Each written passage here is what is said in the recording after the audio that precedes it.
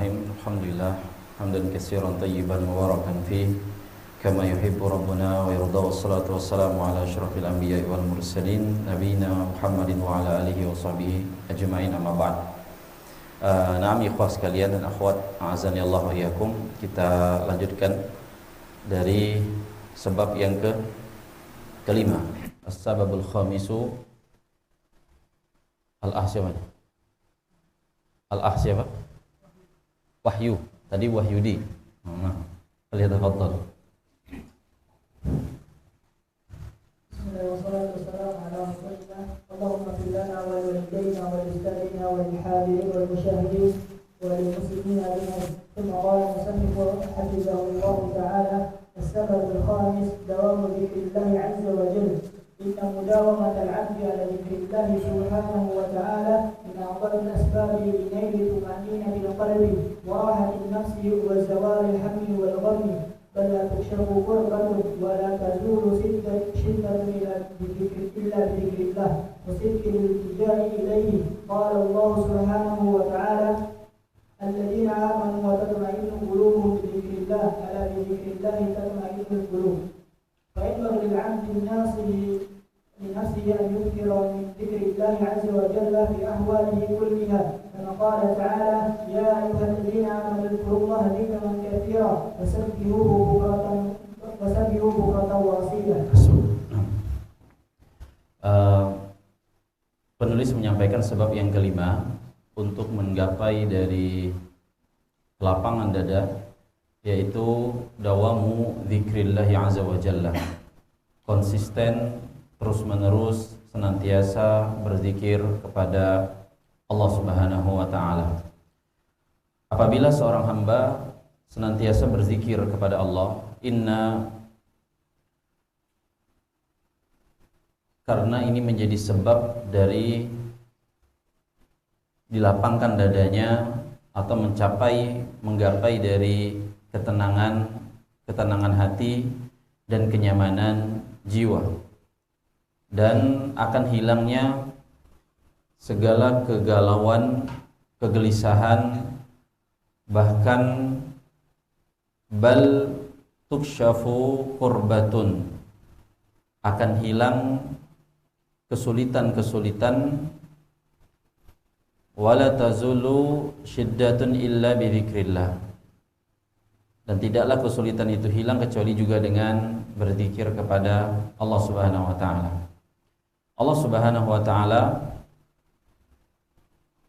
menyampaikan hal ini dalam firman-Nya surah Ar-Ra'd ayat yang ke-28, dan berzikir kepada Allah harus penuh dengan sidqil iltija'i ilaihi, ketulusan, kejujuran dalam zikir tersebut. Jadi zikir bukan hanya di lisan, tapi juga benar-benar dari hati yang paling dalam.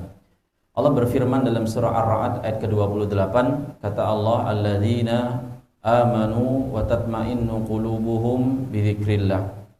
Orang-orang yang beriman, hati mereka senantiasa tentram dalam mengingat Allah Subhanahu wa ta'ala.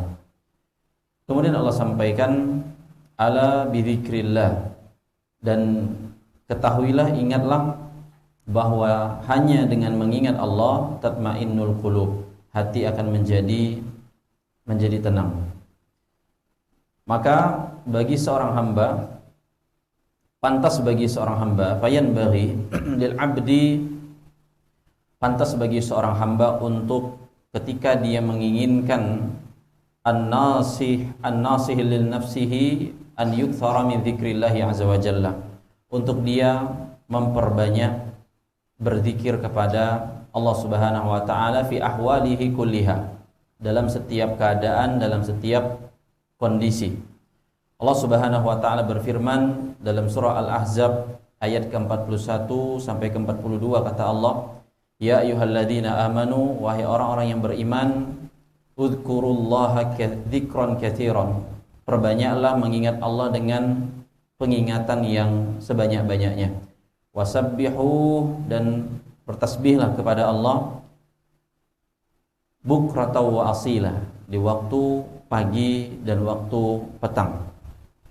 Maka sebagaimana kaidah dalam ilmu fikih bahwa ketika datang perintah dalam Al-Quran dan hadis Nabi SAW, maka asal dari perintah tersebut adalah sebuah kewajiban. Maka sebuah kewajiban bagi kita untuk memperbanyak berzikir kepada Allah, lebih-lebih di waktu pagi dan waktu petang, dan lebih-lebih lagi di awal atau 10 awal bulan Zulhijjah ini, lebih-lebih lagi di majelis ilmu. Untuknya senantiasa kita atau teman-teman sekalian juga memperbanyak beristighfar kepada Allah Subhanahu wa taala, karena ini bagian dari zikir. Nabi sallallahu alaihi wasallam, tak kala Abdullah bin Umar menghitung di satu majelis Nabi sallallahu alaihi wasallam, beliau memohon ampun kepada Allah kurang lebih sebanyak 100 kali. Maka kalau antum mungkin tertimpa rasa kantuk, rasa lelah, baca banyak istighfar ya Pak. Bisa jadi sebagaimana dosa sebagai penghambat ilmu itu masuk, maka agar membersihkannya dengan memohon ampun kepada Allah Subhanahu wa taala. Jadi tidak masalah antum sambil majelis sambil zikir selama enggak teriak-teriak gitu. Ya, takbiran boleh Ustaz? Ya boleh sih, tapi jangan Allahu Akbar jangan. Ya, tapi dengan suara yang sir ya, terutama paling ya sekarang juga dianjurkan banyak bertakbir, bertahlil, bertahmid sembari juga beristighfar, silakan dikombinasikan. 6 sil. Assalamualaikum warahmatullahi wabarakatuh. ثم قال المصنف حفظه الله تعالى: وجد الذكر الغفلة، وهي ظلمة تكون في القلب، ووحشة تكون في الصدر، ونكد يكون في العيش. ولهذا قال النبي صلى الله عليه وسلم: مثل الذي يذكر ربه والذي لا يذكر ربه مثل الحي والميت. فالذكر قرة عين للذاكر وراحة للبال، وأجر وافر مضاعف يلقاه يوم القيامة. وفيه من العوائد الحميدة والمنافع العديدة التي تعود على العبد في الدنيا والآخرة. وأما الغفلة فوحشة في صدره واستجلاب للهموم والغموم. وقد فصل الإمام ابن القيم في مقدمة كتابه الوابل الصيب فوائد الذكر، وذكر أن للذكر 100 فائدة، وعدد منها ما يزيد على 70 فائدة. Hasbuk. Kemudian penulis menyampaikan kebalikan atau lawan dari senantiasa banyak mengingat Allah, diddu dzikri, yaitu namanya al-ghaflah. Ghaflah apa artinya? Kelalaian, lalai, lupa. Wahya zulmatun takunu fil qalbi, karena kelalaian itu adalah kegelapan yang ada di dalam hati. Ini sebagaimana dosa yang Nabi Shallallahu Alaihi Wasallam sampaikan, ketika seorang hamba berbuat dosa maka akan dititikkan satu nuqtah, satu titik hitam di dalam hatinya tersebut. Begitu pula lalai.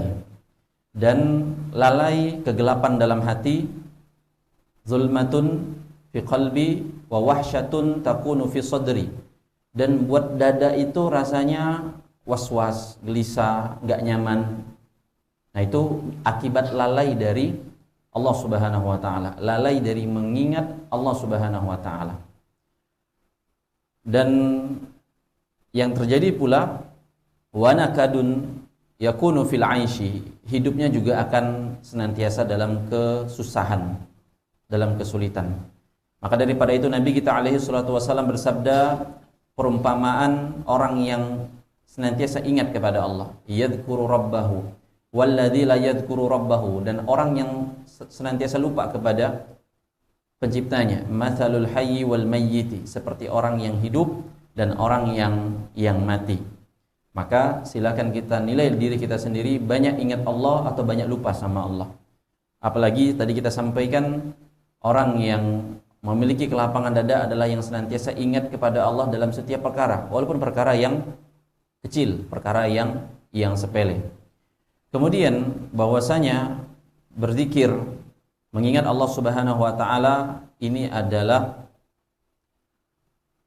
qurratu ainin lizzakiri, sebagai penyejuk hati, membuat hati menjadi nyaman, wa rahatun lil balihi wa ajrun wafirun mudha'afun, mendapatkan pahala yang berlipat-lipat yang akan dia jumpai pada hari kiamat kelak, yalqahu yaumal qiyamah. Jadi zikir itu penyejuk hati, buat hati nyaman, buat pahala berlipat-lipat yang akan dia jumpai pada hari kiamat kelak. Dan itulah yang disabdakan Nabi kita sallallahu alaihi wasallam, tuba liman wajada fi sahifatihi istighfaran katsiran.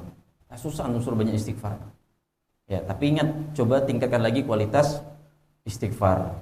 Ya, sangat beruntung orang yang ketika pada hari kiamat kelak mendapati catatannya banyak istighfar kepada Allah Subhanahu wa taala, dan kita adalah hamba-hamba yang perlu banyak istighfar sama Allah. Malu-malulah sama Nabi, beliau sehari semalam 100 kali kurang lebihnya itu Nabi. Kita bukan Nabi, bukan Rasul, bukan wali-wali Allah, bukan sahabat, bukan ulama, maka sangat lebih harus kita untuk lebih banyak beristighfar, minta ampun kepada Allah Subhanahu wa taala. Dan dalam berzikir juga, kata penulis di sini, terdapat berbagai macam manafi' al-adidah, manfaat-manfaat yang terpuji, manfaat-manfaat yang akan allati ta'udu 'alal 'abdi fid dunya wal akhirah, kembali kepada hamba itu sendiri di dunia maupun di akhirat, tanpa perlu dibatas-batasin, tanpa perlu dikhusus-khususin. Pokoknya engkau banyak salawat aja dapat kok iPhone gitu loh. Enggak perlu salawat aja gitu loh. Disuruh banyak bersalawat termasuk gitu, dari perintah Allah Subhanahu wa taala. Dan berzikir banyak manfaatnya di dunia, di akhirat lebih-lebihnya, dan sebaliknya kelalaian, wa ammal ghaflatu fawahsyatun fis sadri, buat dada itu, jiwa itu menjadi kebimbangan, cemas. Kadang cemas itu enggak hanya datang dari orang kena sakit GERD atau mah. Ya, orang saya bilang saya GERD Ustaz, saya mah parah, akhirnya cemasan jadi orang. Coba deh ikhtiar meruqyah diri sendiri dengan ayat-ayat Quran. Coba deh ikhtiar banyak ingat sama Allah, zikir sama Allah. Insyaallah atas izin dari Allah, yakin Allah itu asy-syafi. Doain diri sendiri, Allahumma rabban nas, azibil ba'sa, ishfi anta syafi, la shifaan illa shifauka. Yakin gitu. Minta hilangkan rasa kewaswasan tersebut.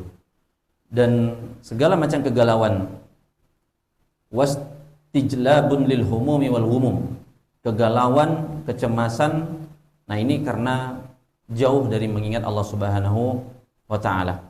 Kemudian penulis menyampaikan, Imam Ibnul Qayyim ketika menulis atau dalam kitabnya Al-Wabilus Shayyib, di dalam muqaddimah kitab tersebut, bahwa beliau menyebutkan manfaat-manfaat zikir, fawaidu zikir, dan beliau sebutkan bahwasanya zikir itu memiliki manfaat lebih dari 100 faidah, 100 manfaat. Dan beliau menyebutkan dalam muqaddimah kitab Al-Wabilus Shayyib tersebut satu persatu, poin demi poin, hingga kurang lebih ala sab'ina faidatan, lebih dari 70 faidah. Kita sebutkan satu-satu? Enggak, selesai nanti sampai maghrib kita sebutkan 100 atau 70-an faidah dari zikir yang disebutkan oleh Imam Ibnul Qayyim rahimahullahu ta'ala tersebut. Tapi intinya banyak sekali, ya. Menguatkan jiwa, mengusir setan, dihampirin malaikat, ketenangan sudah pasti. Zikir itu juga bisa bermanfaat bagi orang yang keganggu tidur, maksudnya susah tidur, ya. Banyak sekali, itu bisa dicek dalam muqaddimah kitab Al-Wabilus Shayyib. Kemudian, wasil. Assalamualaikum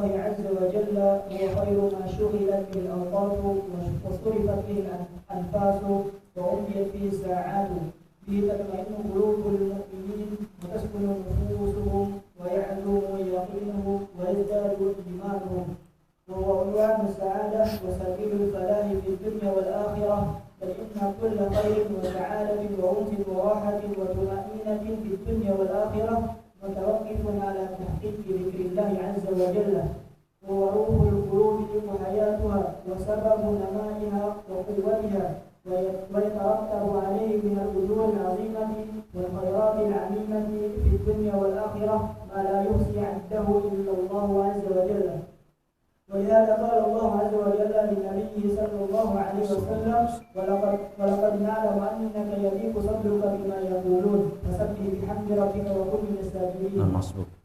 Kemudian beliau menyampaikan hafizahullah ta'ala bahwa zikir kepada Allah adalah khairu ma syughilat bihil awqat, sebaik-baik kesibukan ketika seorang menghabiskan waktu. Sebaik-baik kesibukan seorang hamba menghabiskan waktu adalah berzikir. Sebaik-baik surifat fihil anfas, ngabisin nafas. Nah, bisa ngabisin nafas ya. Kalau mau buang nafas percuma-cuma kan, ya tarik, keluarkan sambil ucapkan subhanallah, alhamdulillah, dan seterusnya. Sebaik-baik ngabisin waktu, menyibukkan waktu, menghabiskan nafas, yakni dengan berzikir kepada Allah Subhanahu wa taala. Wa amdiyat fihi sa'at, atau habiskan berjam-jam berlalu hanya untuk berzikir kepada Allah Subhanahu wa taala. Karena dengan berzikir kepada Allah, hati seorang mukmin tatma'innu qulubul mu'minin, hati orang beriman itu akan menjadi tenang, akan menjadi tenang. Wa taskunu nufusuhum, jiwanya juga akan menjadi tenang, nyaman. Dan wa ya'lumu yaqinuhum, keyakinan dia kepada Allah Subhanahu wa taala akan semakin besar. Maka kalau nggak yakin, ada nggak yang mau nikahin saya ya? Udah duduk berjam-jam merenung berzikir. Ya, duduk merenung berjam-jam berzikir, akan yakin tuh, oh yakin pasti Allah kasih jodoh. Nah, keyakinannya akan semakin besar dan bertambah pula, wa yazdadu imanuhum, imannya semakin bertambah.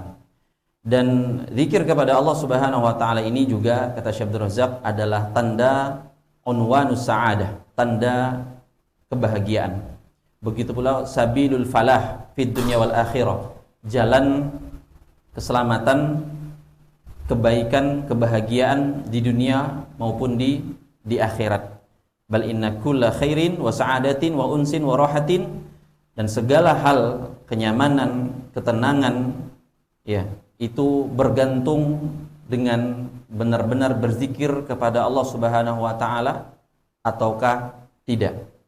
Ya, itu tergantung dari benar-benar berzikir kepada Allah ataukah tidak. Dan berzikir kepada Allah Subhanahu wa taala itu adalah ruhul qulubi, adalah ruhnya hati. Berzikir kepada Allah itu adalah ruhnya hati dan kehidupan dari hati tersebut. Jadi berzikir kepada Allah itu adalah ruhnya hati dan hidup atau tidaknya hati tersebut. Wasababu namaiha wa quwwatiha, dan juga kuat tumbuhnya hati itu juga tergantung dari bagaimana kita berzikir kepada Allah. Hati itu tumbuh loh, sebagaimana tumbuhnya otot kita kalau kita nge-gym binaragawan. Ya. Otot kita itu bisa tumbuh, tulang kita bisa tumbuh. Tapi kalau tulang kita tumbuh terus bahaya juga. Ya, kalau otot kita tumbuh terus bahaya juga. Semua dengan kadarnya dari Allah. Hati kita unlimited untuk tumbuh dan berkembang. Maka berkembang dia dengan semakin banyak berzikir kepada Allah Subhanahu wa ta'ala. Semakin kuat, semakin berkembang. Sebagaimana fisik semakin sering dilatih, otak semakin sering dilatih, maka dia akan semakin berkembang, semakin tajam.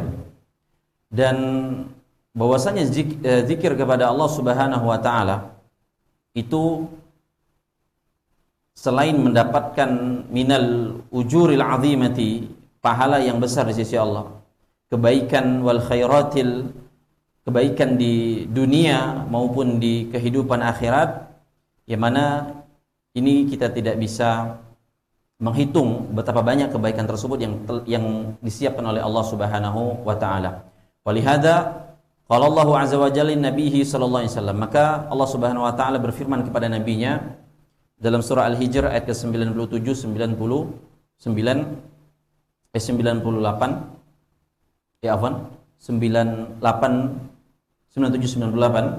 walaqad na'lamu annaka yadiqu sadruka bima yaqulun. Wahai Muhammad, sesungguhnya kami sangat tahu bahwa dadamu itu menjadi sempit disebabkan apa yang mereka ucapkan. Nah, jadi Nabi kita sallallahu alaihi wasallam pun pernah merasakan dada yang sempit. Kenapa? Karena dikata-katain, dinyinyirin, atau diucapkan satu perkataan-perkataan yang membuat kena mentalnya, kena jiwanya. Dan ini sunnatullah. Sebagaimana kita manusia pada umumnya, ketika ada ucapan perkataan selentingan atau cuman chat kadang gitu ya, chat di screenshot, kita lihat baca, ngomongin tentang kita, ngatain tentang kita, wah itu kena hati itu, sempit rasanya, ya. Maka Nabi kita sallallahu alaihi wasallam pun manusia sebagaimana kita, pernah mengalami perasaan yang rasanya sempit, apalagi dengan gangguan-gangguan orang-orang yang tidak senang terhadap dakwah. Dan Allah kasih solusi, fasabbih, di ayat ke-98-nya, maka bertasbihlah kepada Allah. Dan ini saran kata para ulama, kalau dada sempit, di antara zikirnya adalah banyak bertasbih. Fasabbih bihamdi rabbika wa kum minas sajidin. Dan solusi keduanya adalah salat, banyak bersujud kepada Allah Subhanahu wa taala. Dan di ayat yang ke-99-nya apa kata Allah? Wa'bud rabbaka hatta ya'tiyakal yaqin. Dan sembahlah, beribadalah kepada Tuhanmu sampai ajal itu datang. Bayangkan, sebuah sunnatullah kehidupan adalah dada kita pasti sempit. Mau datang dari orang terdekat, mau datang dari guru sendiri, dan berbagai macam hal. Allah pasti bakal uji seberapa lapang dada kita ketika dikatakan bodoh kau ini gitu loh. Nah, kira-kira sempit apa lapang dada kalau dikatakan bodoh sama orang? Bodoh, tak punya mata katanya, nyebrang tak lihat-lihat katanya. Kalau mata kita terbelalak gini, habis mau kena tabrak gitu kan. Kan tidak mungkin orang bisa mau kena tabrak matanya sayup gitu kan. Pasti masuk gitu. Pasti matanya suka belalak. Katain tidak punya mata katanya. Nah, kira-kira sempit apa lapang dada kita? Kalau orang kepancing nurutin hawa nafsu emosi, nggak terima, sempit dia. Mata saja jelas gini, matamu katanya gitu. Wah, betinju akhirnya kayak gitu ya. Wah, ucapkan kalimat-kalimat thayyibah, fasabbih bihamdi rabbik. Ya. Dan beribadah kepada Allah sampai datangnya hal tersebut. Maka begitu pula kita yang berjalan di atas jalan sunnah, sempitnya dada dari orang penolak dakwah tauhid, dakwah sunnah itu pasti ada. Dan ingat, pegangan kita bahwa itulah yang dirasakan oleh para nabi dan para rasul terdahulu. Dan lanjutkan yang Al-Allamah As-Sa'di. قال المصنف حفظه الله تعالى قال العلامة السعدي أي أكثر من ذكر الله وتسبيحه وتحميده وصلاته فإن ذلك يوسع الصدر ويشرحه ويعينك على أمورك. Ya, kata Imam As-Sa'di rahimahullah ta'ala dalam kitabnya Taisul Karim Rahman, bahwa perbanyaklah berzikir kepada Allah, bertasbih, subhanallah, bertahmid, alhamdulillah, atau mendirikan salat, karena semua itu akan yuwassi'us sadar, melapangkan dada, ya, dan membantu memudahkan terwujudnya dari segala urusan-urusan kita. Jadi kalau urusan sempit, nggak ada titik terang, Ustaz saya udah coba mengulang hafalan nih 40 kali, kata Ibnu Taimiyah disuruh ulang 40 kali insya Allah hafal. Saya 50 kali Ustaz tak hafal-hafal katanya. Ah, udah, banyak bertasbih, banyak bertahmid, sholat dah coba. Gitu. Ikhtiar kan itu. Kalau urusan rasanya buntu atau nggak ada titik terang. Jadi perbanyak berzikir kepada Allah, bagian dari sebab yang kelima untuk mendapat kelapangan dada. Sebab keenam. Oh.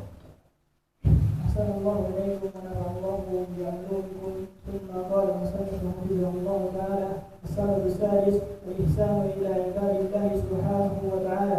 قال سبحانه وتعالى: وأحسنوا إن الله يحب المحسنين. والإحسان إلى الخلق يقوم بأمور عديدة حسية ومعنوية، سواء بالجاه أو بالمال أو بالمشورة أو غيرها من أنواع المساعدات. فإن العبد المحسن لعباد الله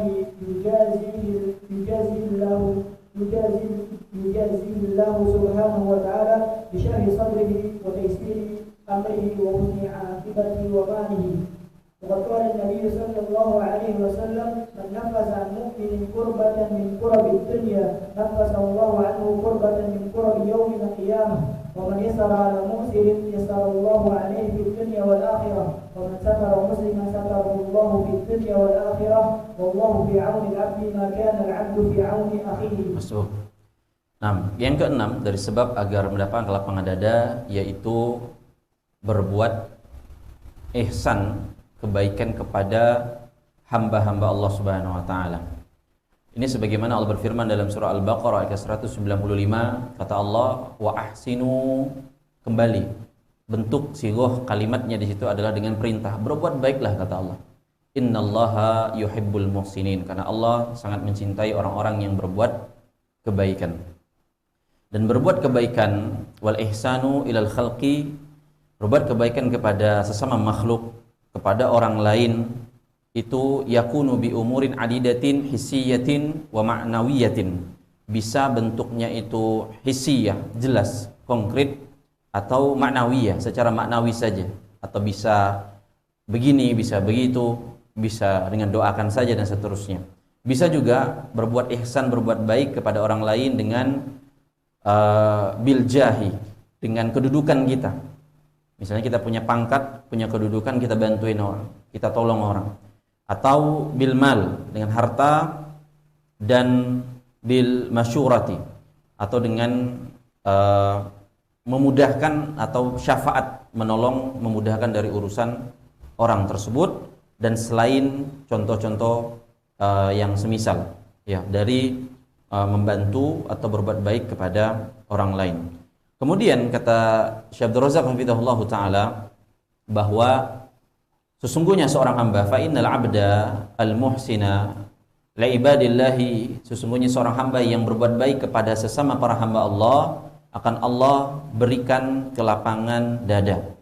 Jadi ini yang keenam, bahwa orang yang berbuat baik kepada orang lain itu akan Allah anugerahkan kelapangan dada. Wa taysiri amrihi, bukan hanya dada yang lapang, urusannya juga akan dimudahkan oleh Allah Subhanahu wa taala. Wa husni aqibatihi, dan juga endingnya akan happy ending. Akhir dari urusannya juga akan baik. Dan ini sebagaimana disabdakan oleh Nabi kita sallallahu alaihi wasallam, barang siapa yang nafasa an mu'min kurbatan min kurabid dunia, melapangkan satu kesusahan urusan dunia dari seorang mukmin, dampaknya adalah Allah akan lapangkan darinya satu kesusahan pada hari kiamat. Makanya kalau mudahkan orang, menolong orang, ingat urusan hari kiamat itu lebih pelik, lebih susah. Kita tadi ngomong masalah cahaya saja, iya kalau cahaya iman kita itu terang menerang. Kalau redup-redup 5 watt, wah repot. Kita lampu kamar, lampu masjid 5 watt saja kita ngeluh. Gimana mau nyebrang surat lampu 5 watt? Ya. Nah, maka tolong orang lain atas dasar saya pengen kesusahan pada hari kiamat itu dimudahkan oleh Allah Subhanahu wa taala. Dan barang siapa yang waman yassara ala mu'sirin, barang siapa yang memudahkan orang yang lagi kesulitan, dan sebagian para ulama menafsirkan terutama dalam masalah hutang. Ya. Barang siapa yang, kadang hadis ini dipakai sama yang berutang gitu loh. Dikasih kepada yang punya piutang. Ini ngawur juga nih, salah nempatkan dalil. Sama hadis tentang mukmin yang kuat lebih dicintai daripada mukmin yang lemah. Biasanya dalilnya dipakai di mana? Ayo, di mana? Al-mu'minul qawi, mukmin yang kuat lebih dicintai dibanding mukmin yang lemah. Biasanya hadisnya dipakai di mana? Main futsal, main badminton, jogging, olahraga lah pokoknya. Angkat beban. Ya. Kasih foto, kasih hadis itu. Selaras nggak? Kurang tepat. Bukan di situ maksudnya. Jadi maksudnya terutama apa? Mukmin yang imannya kuat. Nah, itu dia. Maksud dari hadis tersebut adalah mukmin yang imannya kuat, bukan fisiknya. Walaupun fisik yang kuat itu dianjurkan dalam Islam, tapi yang dimaksudkan utama dari hadis itu apa? Imannya yang kuat. Termasuk ini hadis tentang memudahkan kesulitan orang lain, lebih-lebih dalam masalah hutang, maka Allah akan mudahkan baginya kesulitan di dunianya, fid dunya wal akhirah. Dan kemudian kata Nabi SAW, man satara musliman, barang siapa yang menutup aib seorang muslim. Nah, sama juga, ini biasa dipakai sama yang punya aib, dan punya aibnya ini bermasalah ke berbagai khalayak ramai. Keluar dalil ini, man satara musliman katanya, satarallahu fid dunya wal akhirah. Allah akan tutup aibnya di dunia dan di akhirat. Nah, jadi simpelnya teman-teman sekalian rahimakumullah, dari hadis ini kita bisa ambil pelajaran. Yang pertama, ingin saya ingatkan, berhati-hati dalam menolong orang lain di zaman sekarang ini. Atau bahasa lain, hati-hati ngutangin orang. Ya, saya udah belum lama ini dapat berita berapa orang kena tipu. Sama-sama orang pengajian. Hacker, bukan hacker, dia memang gitu loh. Zohirnya aja kayak orang udah ngaji, udah bener, tapi rupanya ya qadar ma syafa'al, rupanya itu penipuan. Artinya nggak jelas uangnya kemana, ujungnya kalimat afwan yang dikeluarkan, nggak bisa bayar, dan macam-macam. Makanya berhati-hati dalam menolong orang di zaman sekarang ini, kecuali antum benar-benar tulus, pasrah dah, itu nggak balik, nggak masalah aja gitu. Mungkin ngomong depan Ustaz gitu, saya sih enggak masalah enggak balik Ustaz, yang penting, nah ada lanjutannya tuh, yang penting dia tanggung jawab katanya. Ya sama aja, kalau antum merasa udah enggak masalah, udah bodo amat gitu loh. Cuman kalau merasa saya masih butuh Ustaz, saya udah berarti kan ada keperluan. Makanya ketika meminjamkan atau bantuin orang, istikharah sama Allah. Ya istikharah sama Allah, kuatkan yakin gak pinjamkan gitu. Ya Allah, yakin gak sini pinjamkan. Karena potensinya gitu. Ya, potensi meminjamkan entah nggak balik, bermasalah, hubungan jadi jauh, renggang dan seterusnya. Dan itu yang pertama, hati-hati dalam menolong orang lain di zaman sekarang ini. Ingat, selalu gantungan sama Allah. Ya Allah, saya tolong nggak ya Allah gitu loh.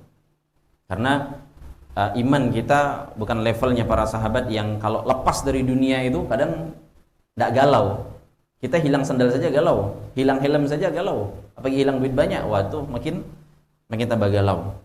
Dan begitu pula dalam hadis ini sebagai yang bisa kita ambil pelajaran bahwa kapan bolehnya menyebut aib orang lain. Ini yang sebagian pihak tidak perhatikan dengan sebaik-baiknya, kapan boleh menyebut aib orang lain. Jadi seakan-akan aib itu tidak boleh sama sekali disebutkan. Benar, pada asasnya kita itu harus sibuk memikirkan aib diri kita sendiri. Pikirkan aib diri sendiri sebelum bukan nyebut aib orang lain. Selalu merasa diri kita itu lebih rendah daripada orang lain. Kita juga banyak aib, banyak salah. Tapi para ulama sebutkan ada 6 keadaan bolehnya menyebutkan aib orang lain. Yang pertama, ketika adanya tindakan kezaliman yang telah dilakukan dari si pelaku tersebut. Mengadu gitu, sampai Ustaz fulan zalim gitu loh. Atau pada normalnya sih kepada penguasa, kepada yang berwenang, kepada yang berwajib mengadukan perkara kezaliman gitu loh. Misalnya ada orang sudah mencuri rumah kita, mau ngelapor Pak polisi, ngapa tak lapor? Takut menyebarkan aib pencuri Ustaz, katanya. Astagfirullah, ini apa? Siapa yang ngajarin kayak gitu loh. Ya udah adukan kepada yang berwajib gitu. yang berwenang. Yang pertama, dalam rangka mengadukan perkara kezaliman, lebih-lebih paling tepat kepada penguasa, pemerintah atau yang berwenang, yang berwajib. Kemudian yang kedua, bolehnya kita menyebutkan aib orang lain ketika minta tolong, minta diusahakan agar dihilangkan suatu perbuatan mungkar. Fulan ada perbuatan mungkar, terus kita tahu, ya, kita harus minta tolong kepada yang mungkin bisa nolong untuk perbuatan mungkar tersebut dihilangkan atau direda, untuk membuat orang yang berbuat kemungkaran tersebut kembali kepada jalan yang benar, diingetin. Nah, misalnya ada mahasiswa suka ngubungin mahasiswi tanpa ada keperluan, diingetin nggak kira-kira? Bukan diingetin, bagi dong katanya ya, minta gitu juga. Nah, ini dua-duanya belum terpeleng dong kayak gini. Ya. Maka ini apa namanya? Tidak masalah disampaikan dalam rangka untuk jangan sampai perbuatan mungkar tersebut semakin menjadi-jadi. Ya. Agar perbuatan mungkar tersebut diluruskan lagi, dibenarkan lagi agar tidak berlarut. Kemudian yang ketiga, minta putusan atau fatwa kepada seorang mufti. Ya. Minta fatwa, keputusan dalam hal agama kepada seorang yang mufti yang berhak memang memberikan fatwa. Walaupun pada asasnya juga kadang kita nanya ke ustadz, ke guru pun itu pada umumnya juga masuk dalam kategori fatwa. Ustadz boleh nggak Ustadz? Boleh nggak saya lebarannya hari Rabu Ustadz, katanya gitu. Pertanyaannya berat. Ya. Hari ini mau tamu ustadznya berfatwa, antum hari Kamis jalan. Anak khotib soalnya Kamis, kalau Rabu gitu. Ya. Minta fatwa. Boleh sebutkan apa namanya dari aib tersebut ketika memang minta hukum gitu. Misalnya Ustadz, pasangan saya sudah berzina. Wah, ini kan aib sebenarnya. Tapi mau gimana? Kalau dia muter-muter ngomongnya, Ustadz mau ngasih jawaban juga bakal bulat juga akhirnya. Yang keempat, mengingatkan orang lain, terutama kaum muslimin, dari keburukan atau kejelekan terutama dalam ilmu, terutama hadis. Terutama dalam masalah-masalah hadis, para ulama hadis itu sangat banyak. Makanya kata para ulama, kalau kita masuk ke dalam dunia hadis, mereka itu adalah sosok-sosok yang suka bicarain orang. Ya benar.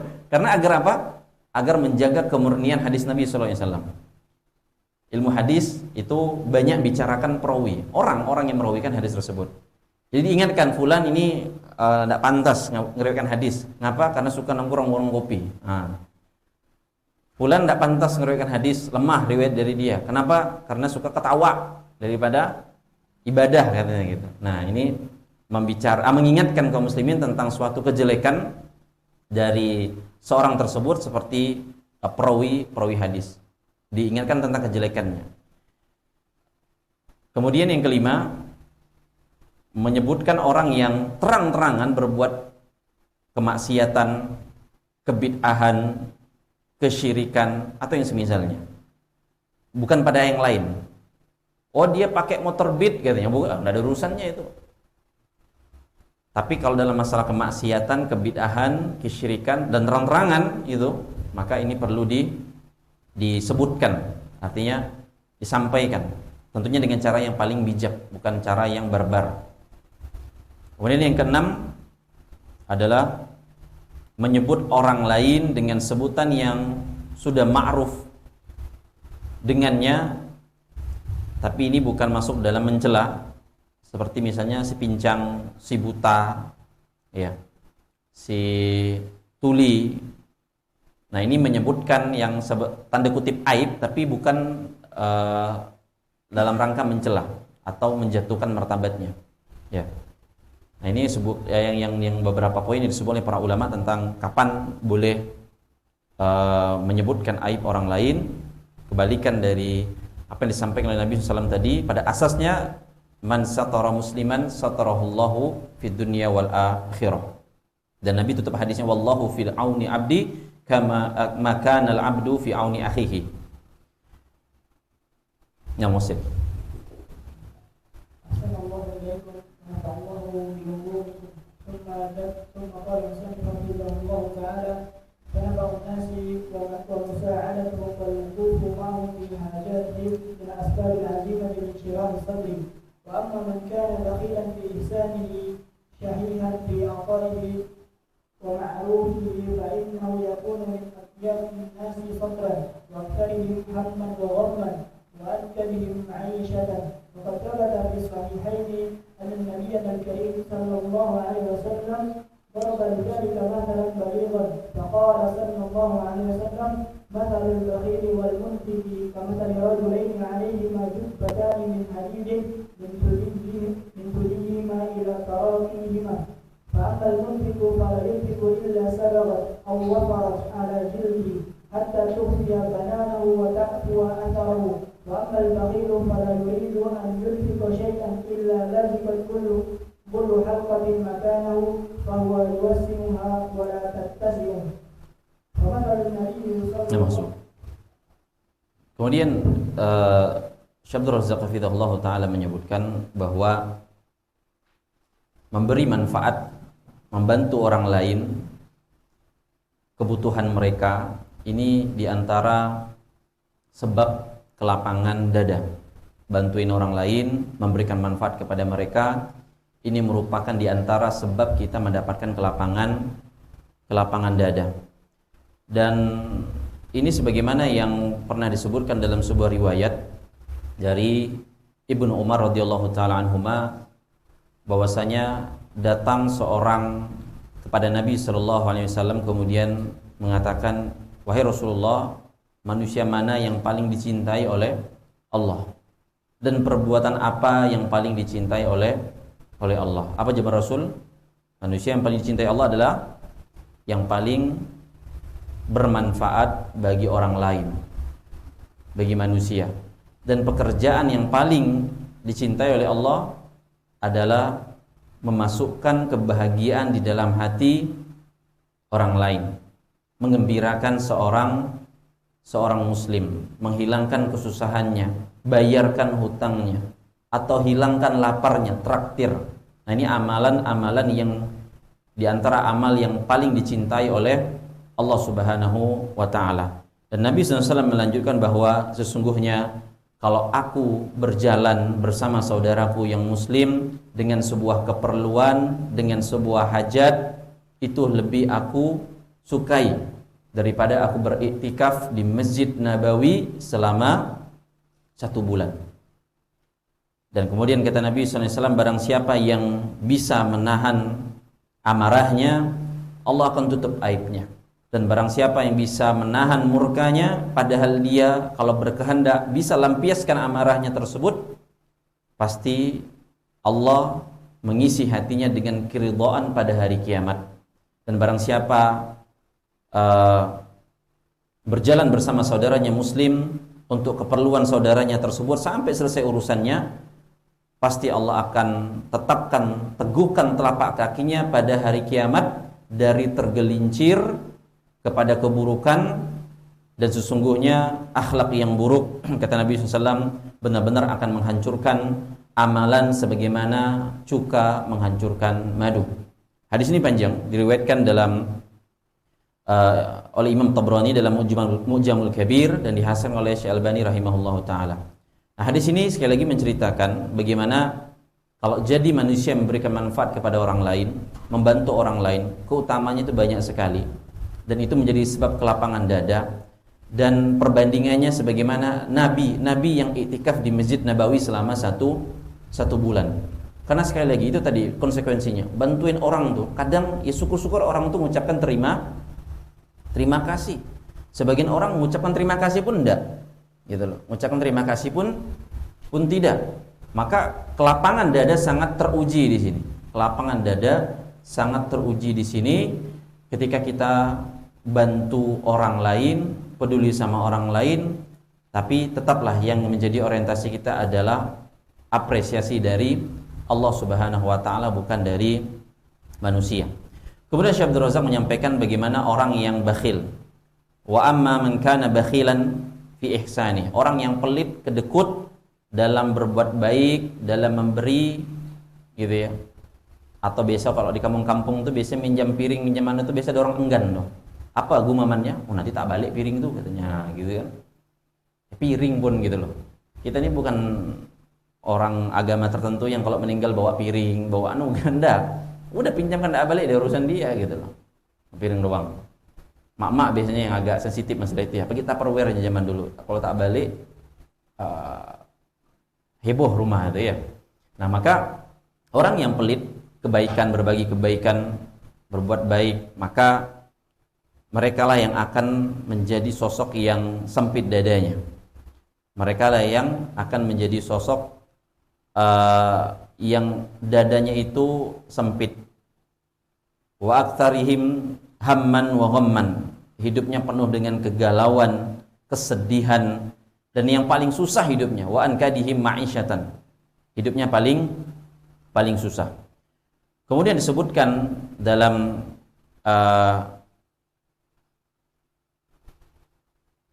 sebuah riwayat dalam Sahihain, Nabi sallallahu alaihi wasallam memberikan permisalan tentang orang yang bakhil dan orang yang mudah berbagi. Perumpamaan orang yang bakhil, pelit bantu, pelit sedekah, pelit di segala hal, gitu loh. Sama orang yang munfik, yang mudah bantu, mudah berinfak, mengeluarkan apa yang bisa dia kerahkan, waktu, tenaga, dan seterusnya. Seperti dua orang yang masing-masing mengenakan baju zirah, baju besi, baju jubah yang terbuat dari besi, yang menutupi dari dadanya hingga ke bawah tulang selangkah, yang dipakai dari dadanya hingga ke bagian tulang selangkangannya. Nah, adapun orang yang suka berinfak, kata Nabi memberikan perumpamaan, itu tidaklah dia berinfak melainkan baju besinya itu akan melonggar atau menjauh dari kulitnya hingga akhirnya menutupi seluruh badannya sampai ke ujung kakinya. Membesar baju tersebut, longgar sampai nutupin ke kakinya. Sedangkan orang yang bakhil, kata Nabi, setiap kali dia nggak mau bantu, nggak mau berinfak, nggak mau berjeripayah kepada pihak lain, maka baju besinya itu akan semakin menyempit sampai ketat menempel kepada setiap kulitnya, hingga ketika dia mencoba untuk longgarkan, dia nggak bisa longgarkan, yuwassi'uha wala tattasi', dan nggak longgar. Nah, ini permisalan yang disampaikan oleh Nabi SAW, orang yang pelit dalam hadis yang diriwayatkan Imam Bukhari dan Imam Muslim.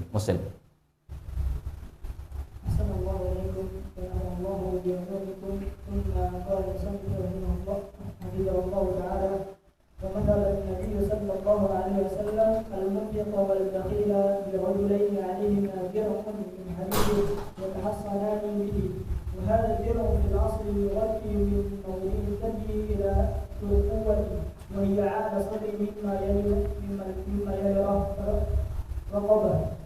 فالمنفق كلما زاد في إحسانه للناس والصدقة على المحتاج سبقت هذه الجبة وزادت حلقات الحديد فيها، أي اتسعت وكبرت حتى تغطي جلده كله وتخفي أطراف أصابعه. وهذا معنى قوله صلى الله عليه وسلم حتى تخفي بنانه، وهي مع ذلك تمحو أثر خطوته إذا مشى لطولها ووفرتها. وهذا معنى قوله صلى الله عليه وسلم وتعفو أثره. وأما البخيل الذي لا يحسن للناس ولا يمسك من ماله فإن كل حلقة في هذه الجبة تظل في موضعها ومهما أراد أن يوسع هذا الدرع ليحمي بدنه فلن يستطيع ذلك. Nah, maka di paragraf selanjutnya saya juga menjelaskan bagaimana dari hadis tersebut Nabi memberikan perumpamaan orang yang pelit sama orang yang enggak pelit. Seperti orang yang memakai baju zirah perang yang terbuat dari besi, kemudian keduanya ingin berusaha melindungi dirinya dengan baju besi tersebut, sebagaimana pada asalnya baju besi ini cuman menutupin dada sampai ke bagian atas di selangkangannya, ke bawah selangkangannya, atau atas mendekati lehernya pula. Dan orang yang berinfak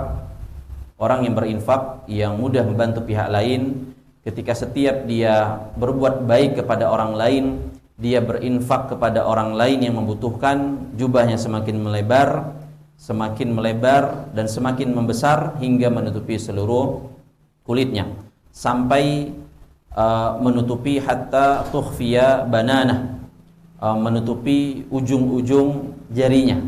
Dan inilah makna sabda Nabi kita sallallahu alaihi wasallam, hingga menutupi ruas jarinya tersebut. Dan bersama itu pula, wahia ma'adzalika tamhu athara khatawatihi, bersama itu pula menghapuskan bekas-bekas langkah kakinya karena membesarnya jubahnya tersebut.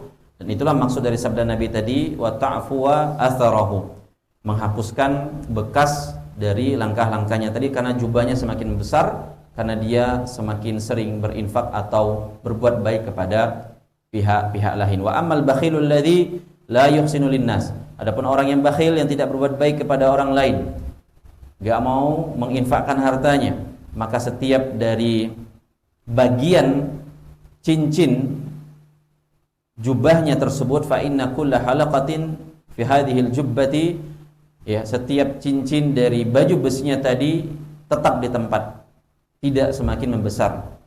Semakin orang itu ingin melebarkan bajunya, jubahnya tadi, baju besinya tadi, untuk melindungi badannya, baju besinya tadi tidak mau semakin melonggar. Maka Nawasil lanjutkan. Assalamualaikum warahmatullahi wabarakatuh.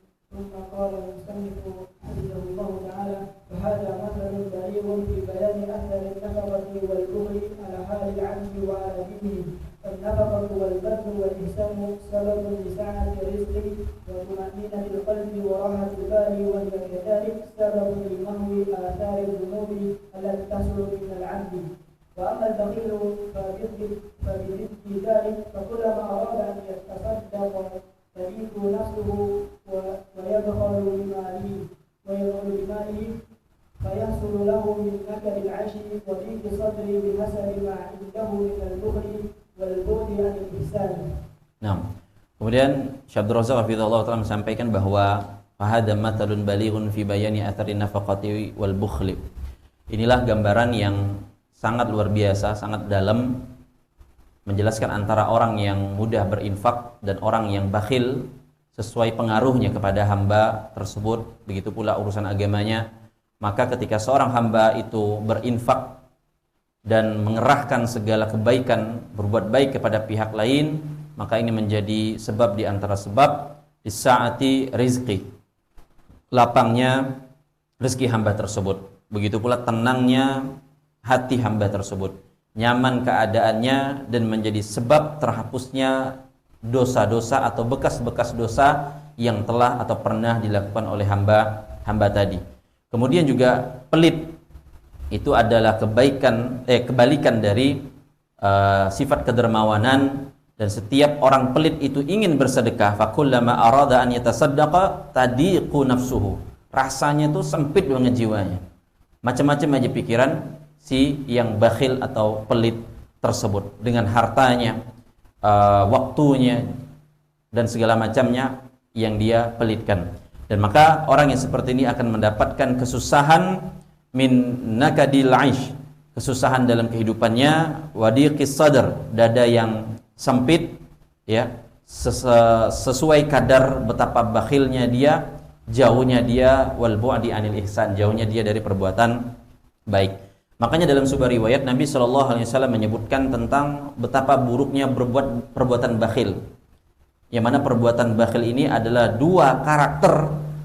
satu dari dua karakter yang tidak akan ada pada diri seorang yang beriman, yaitu sifat al-bukhlu wa su'ul khuluqi.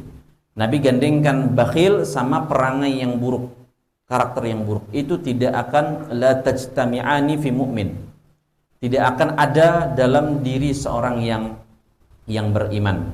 Ya, orang yang akhlaknya buruk pasti saudaranya pelit, bakhil. Bakhil nggak cuman dari harta, tapi juga bisa kadang dari waktu, dari kesempatan, ya. Sebagaimana ada sebagian orang bakhil baca chat kita gitu kan ya, baca pesan kita. Ada nggak orang kayak gitu? Ya ada. Oh dia nggak centang biru Ustadz? Nggak mesti nggak centang biru sih sebenarnya. Kadang ada aja orang malas dihubungin, bakhil sama waktunya. Tapi kalau bakhil waktunya kayak para ulama tidak masalah. Ada sebagian ulama dulu kalau mau ngajak beliau ngomong suruh tahan matahari dulu gitu loh. Artinya stopkan waktu, nah silakan Anda mau ngomong sama saya. Tapi kalau Anda nggak bisa stopkan waktu, jangan buang-buang waktu saya. Ini ulama. Nah, tapi kalau kita kayaknya sibuk bener lah kita nih sampai sebegitunya disuruh nahan matahari gitu ya. Jadi jangan pelit juga dengan waktu. Sebagian ulama mengatakan jangan pelit juga kalau kasih jawaban. Ada orang nanya panjang lebar jawabannya ya. Gitu, ini pelit jawab namanya gitu loh. Kadang yang nanya itu aduh cuman iya jawabannya gitu loh. Nggak ada oh iya terima kasih, oh ya nggak apa-apa gitu loh. Ada yang lebih buat baik sama orang. Dan diantara berbuat baik kepada orang lain adalah kata-kata yang nyaman gitu loh. Enak nggak chat panjang-panjang, jawabnya cuman ya gitu loh. Atau Y malah nggak kayak A lagi. Ya Allah, ini benar-benar nggak masukkan kesenangan ke dalam hati saudaranya. Ya jadi beradab juga lah dalam chat, dalam berkomunikasi. Kalau mungkin sibukan setelahnya kasih penjelasan. Afwan tadi saya lagi sibuk, jadi saya bisa cuma ketik Y gitu loh, nggak ada A-nya atau nggak ada kalimat-kalimat selanjutnya. Jadi berbuat baiklah, jangan bakhil, ngetik pun bakhil ya Allah. Ya apalagi harta gitu loh, ngetik aja bakhil. Zaman sekarang udah bisa pakai voice note atau kalau ditekan yang ada gambar mic di keyboard tuh, itu ngomong aja, nanti ngetik sendiri deh. Apa namanya itu, saya nggak tahu istilahnya. Tapi masya Allah zaman sekarang. Kalau itu bakhil pelit gak, saya nggak tahu lah. Ya, Allah bisa. Nah, kemudian masalah bakhil ini juga didoakan keburukan oleh para malaikat di pagi hari. Ketika para malaikat mendoakan orang yang tidak bakhil, yang mudah berinfak. Ya Allahumma a'ti munfiqan khalafan, ya Allah berikanlah orang yang berinfak itu penggantinya yang terbaik. Adapun orang yang bakhil, pelit, Allahumma a'ti mumsikan talafan, ya Allah berikanlah orang yang pelit kebinasaan, kehancuran. Ya, kebinasaan dan kehancuran. Dan paling enggak hartanya atau asetnya tidak hancur, hatinya hancur. Hatinya sempit. Nah, itu ciri-ciri orang-orang yang pelit atau bakhil, susah mau berbuat kebaikan kepada pihak lain walaupun sesuatu yang simple, yang mudah. Sebagaimana kita tahu, senyum pun pelit. Nah, padahal Nabi perintahkan tabassumuka liwajhi akhika sedekah. Suruh infak 100.000 yang nggak mungkin. Senyum aja. Ada orang susah senyum? Ada enggak? Ini nampak susah senyum nih. Senyumlah ya Allah. Ya, biar otot tuh rileks dikit gitu, terwajah. Kayak benar banyak hafalan antum nih. Kayaknya Ustaz Wahyu nyuruh ngapalkan Sahih Bukhari, Sahih Muslim, Sunan Tirmizi. Iya, kayaknya ya. Alhamdulillah kalau itu. Nah, sebab 7. Fadhil. Assalamualaikum warahmatullahi wabarakatuh. ثم قال المصنف رحمه الله تعالى السابق السابق الشجاعة بشجاعة أثر بالغ في راحة النفس وطمأنينة القلب بخلاف الجبن فإنه يجور على صاحبه من النكد في العيش بحسب ما قام في قلبه من جبن وخوف وخوف وأوهام أدخل على نفسه ولا وجود لها في الحقيقة والواقع. وشجاعة أثر من آثار قوة الإيمان وحسن الصلة بالله فكلما زاد إيمان العبد وصلته بالله زادت شجاعته وقوي قلبه وترتبا على ذلك سعادته وانشراح صدره وقد قال الله تعالى إنما ذلكم الشيطان يخوف أولياءه فلا تخافوهم وخافون إن كنتم مؤمنين. Nah. Kemudian sebab yang ketujuh yaitu keberanian. Bahwasanya keberanian itu juga memiliki dampak yang balighun fi rahatin nafs. Dampak yang sangat dalam mewujudkan jiwa itu nyaman.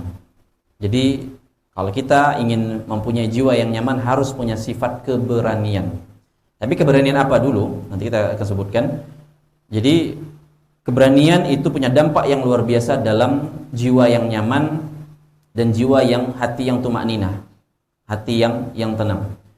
Dan sebaliknya bi khilafil jubni, dan sebaliknya orang yang pengecut, sifat pengecut itu akan membuat si pelakunya fa innahu yajurru ala sahibihi, akan menyeret si pelakunya, membawa si pelakunya dalam segala macam minan nakadi fil aishi, kesusahan-kesusahan dalam hidup.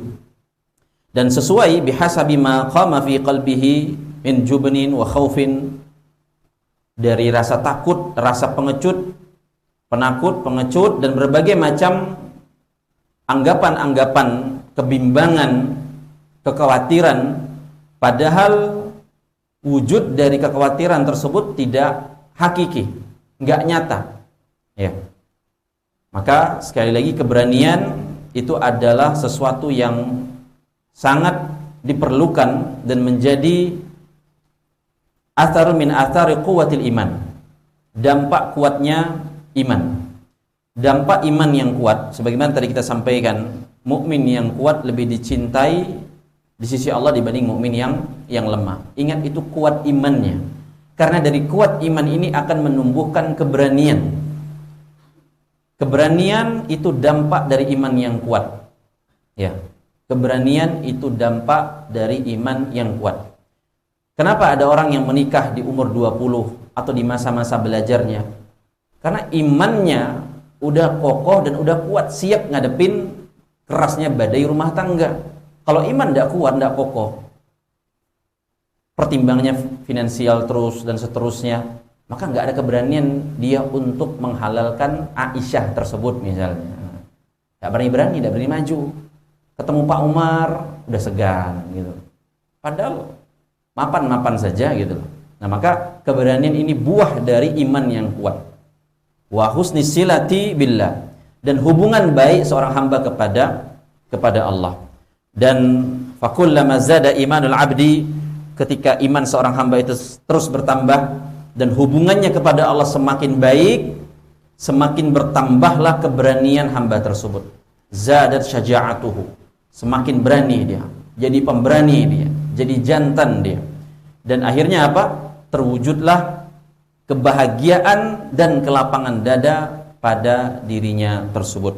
Allah berfirman dalam surah Ali Imran ayat 175, kata Allah, sesungguhnya mereka hanyalah syaitan yang senantiasa yukhawwifu awliya'ah, menakut-nakuti para, bukan wali-wali Allah, tapi teman-teman setianya. Menakut-nakuti engkau dengan teman-teman setianya, orang-orang terdekatnya. Maka kata Allah, fala takhafuhum, jangan takut dari apa yang dibimbang-bimbangkan oleh mereka tersebut, syaitan dan dengan teman-teman setianya. Oh, kamu karir belum mapan nih, jangan begini dulu deh gitu, dan seterusnya. Wa khafuni, tapi takutlah kepadaku, kata Allah, in kuntum mu'minin, kalau kalian benar-benar beriman kepada Allah Subhanahu wa taala. Jadi kita ini kadang kebalik dalam memandang hal ketakutan. Lebih takut kalau diwaswaskan sama orang tua atau orang sekitar, dibanding takut hal yang Allah perintahkan untuk kita takut. Takutlah sama hari kiamat, takutlah dari alam barzah, alam kubur. Itu tidak takut-takut, malah takutnya sama apa yang dibuat was-was oleh pihak lain, terutama dari sesama makhluk. Nah, Muslim.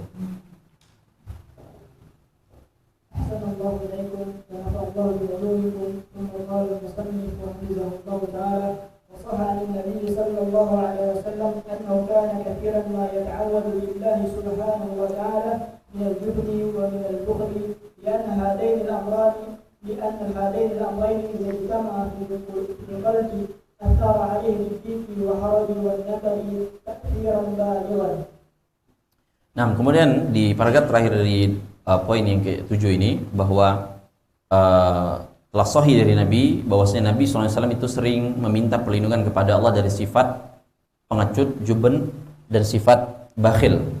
Ya, karena dua hal ini apabila berkumpul dalam hati seorang hamba, pengaruhnya akan sangat fatal, bahaya, dan sangat menyempitkan kehidupan dada seorang hamba tersebut.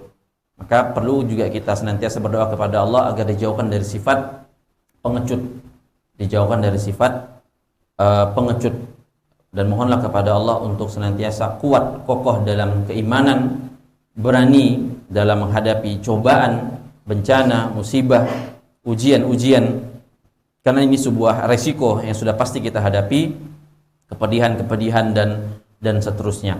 Adapun kalau jiwa yang pengecut, maka mereka bahasanya selalu cari aman dalam hidup. Ada konsep cari aman tuh ada. Ya, misalnya dalam berdakwah, dalam mengajak, bukan cari aman tapi lebih bijak dalam menyampaikan. Ini bukan pengecut namanya, tapi terkonsep dengan baik, dengan bijaksana. Tapi kalau dalam setiap keputusan kita khawatir dan takut, maka ini bentuk dari kesempitan dada dan tidak ada ketergantungan kita kepada Allah Subhanahu wa taala. Maka ingatlah nasihat Nabi kita sallallahu alaihi wasallam yang mengajarkan sifat keberanian kepada seorang anak muda yang bernama Abdullah ibnu Abbas radhiyallahu taala anhuma. Dan ketika itu beliau ajarkan di atas apa? Keledai, diboncengin sama Nabi. Ya. Ibnu Abbas masih muda, Nabi goncengin di depan pakai keledai. Apa nasihat Nabi SAW pada waktu itu? Wahai pemuda, inni u'allimuka kalimat. Aku ingin mengajarkan kepada engkau beberapa kalimat agar diperhatikan. Wahai anak muda, gitu ya. Abang pengen ngajarkan engkau. Apa dia? Ihfadillah yahfadka. Jagalah Allah, Allah akan jaga dirimu. Jaga hak Allah, jaga aturan Allah, Allah akan jaga dirimu. Karena orang yang senantiasa jaga aturan Allah, dan dia pasti pemberani. Ya. Dan jagalah Allah, engkau akan senantiasa mendapati Allah dimanapun engkau berada. Ya. Dan apa lanjutannya? Idza sa'alta fas'alillah. Karena Nabi tahu suatu waktu kita akan butuh pertolongan dari Allah, butuh solusi, butuh jalan keluar. Wa idza sta'anta fasta'in billah. Kalau minta kepada Allah, minta tolong kepada Allah. Apa lanjutan hadisnya? Wa'lam, ingat wahai pemuda, annal ummata law ijtama'at ala an yanfa'uka bi syai'in lam yanfa'uka illa bi syai'in qad katabahu Allahu laka. Ingat kalau seluruh umat bersatu, semuanya pengen berikan manfaat kepada engkau, maka ketahuilah mereka tidak akan bisa memberikan manfaat kepadamu kecuali sesuai dengan apa yang telah Allah tetapkan bagimu. Begitulah sebaliknya. Kalau seluruh sekampung, sekelurahan, sekabupaten, seluruh umat, bukan lagi lurah, kabupaten, RT, segang umat memberikan mudarat kepada dirimu, mencelakakan engkau, gak bakal bisa kecuali sesuai dengan apa yang telah Allah tetapkan bagi engkau. Nabi itu hadisnya apa? Rufi'atil aqlamu wa jaffatis suhuf. Ya. Nah, teman-teman sekalian rahimani warahmatullah, orang yang pemberani itu lahir dari hadis-hadis kayak gini, motivasi kayak gini. Orang yang pemberani itu bakal hidupnya itu konsisten dan optimis. Dia bakal ulet dalam setiap aktivitasnya. Ya. Siap ngadepin rintangan. Halang rintang tuh enggak khawatir dia. Mau manjat tebing, terjun ke jurang, masuk ke sumur, kayak orang diklat bisa gitu kan. Dia tahu, habis ini saya jadi perwira, habis ini saya jadi anggota. Dihadapin semua halang rintang tersebut. Itu pemberani. Begitulah dalam hidup. Ngadepin rintangan, berbagai masalah. Jujur ada sebagian orang tuh takut loh nikah. Takut perasaannya hancur, direbut, atau misalnya para akhwat takut dipoligami. Enggak dipungkiri. Ketakutan itu pasti bakal ada. Kekhawatiran itu pasti bakal ada. Tapi jadilah wanita yang pemberani gitu loh. Selalu yakin sama Allah. Bukan yakin selalu pas siap dipoligami. Kalau lakinya bilang, "Dek, abang ada yang kedua," katanya, "Duas." Perempuan perasaannya kuat gitu loh. Perasaan lebih dominan. Dia bilang kuat, matanya meleleh gitu kan. Nangis dia. Takut, khawatir, aduh nanti jatahku kurang katanya. Lebih senang sama yang baru, yang muda. Ya. Sekali lagi, jadilah pemberani. Jadilah pemberani. Dan Nabi kita sallallahu alaihi wasallam telah menekankan dalam hal ini juga bahwa hadis yang kita sampaikan tadi bahwasanya mukmin yang kuat itu al-mu'minul qawi khairun wa ahabbu ilallah. Mukmin yang kuat itu lebih baik dan lebih dicintai di sisi Allah dibanding mukmin yang lemah. Tapi Nabi sampaikan wa fi kulli khair. Di setiap dua kondisi tadi itu ada kebaikannya. Dan Nabi bilang juga hadisnya ihris ala ma yanfa'uka. Bersemangatlah terhadap apa yang bermanfaat untuk dirimu. Wasta'in billah, minta tolong sama Allah. Wala ta'jaz. Riwayat selain disebutkan wala ta'jiz. Jangan lemah. Jangan merasa putus asa. Wa in asabaka syai'un fala taqul, kalau engkau udah ketimpa sesuatu jangan katakan seandainya begini, seandainya begitu, seandainya saya enggak berumah tangga, saya enggak menikah dengan dia. Jangan. Karena ini membuka pintu-pintu syaitan. Tapi Nabi SAW ajarkan apa? Qadarullah wa ma syaa fa'al. Allah telah takdirkan, kehendaki sesuai dengan apa yang Allah inginkan, Allah kehendaki.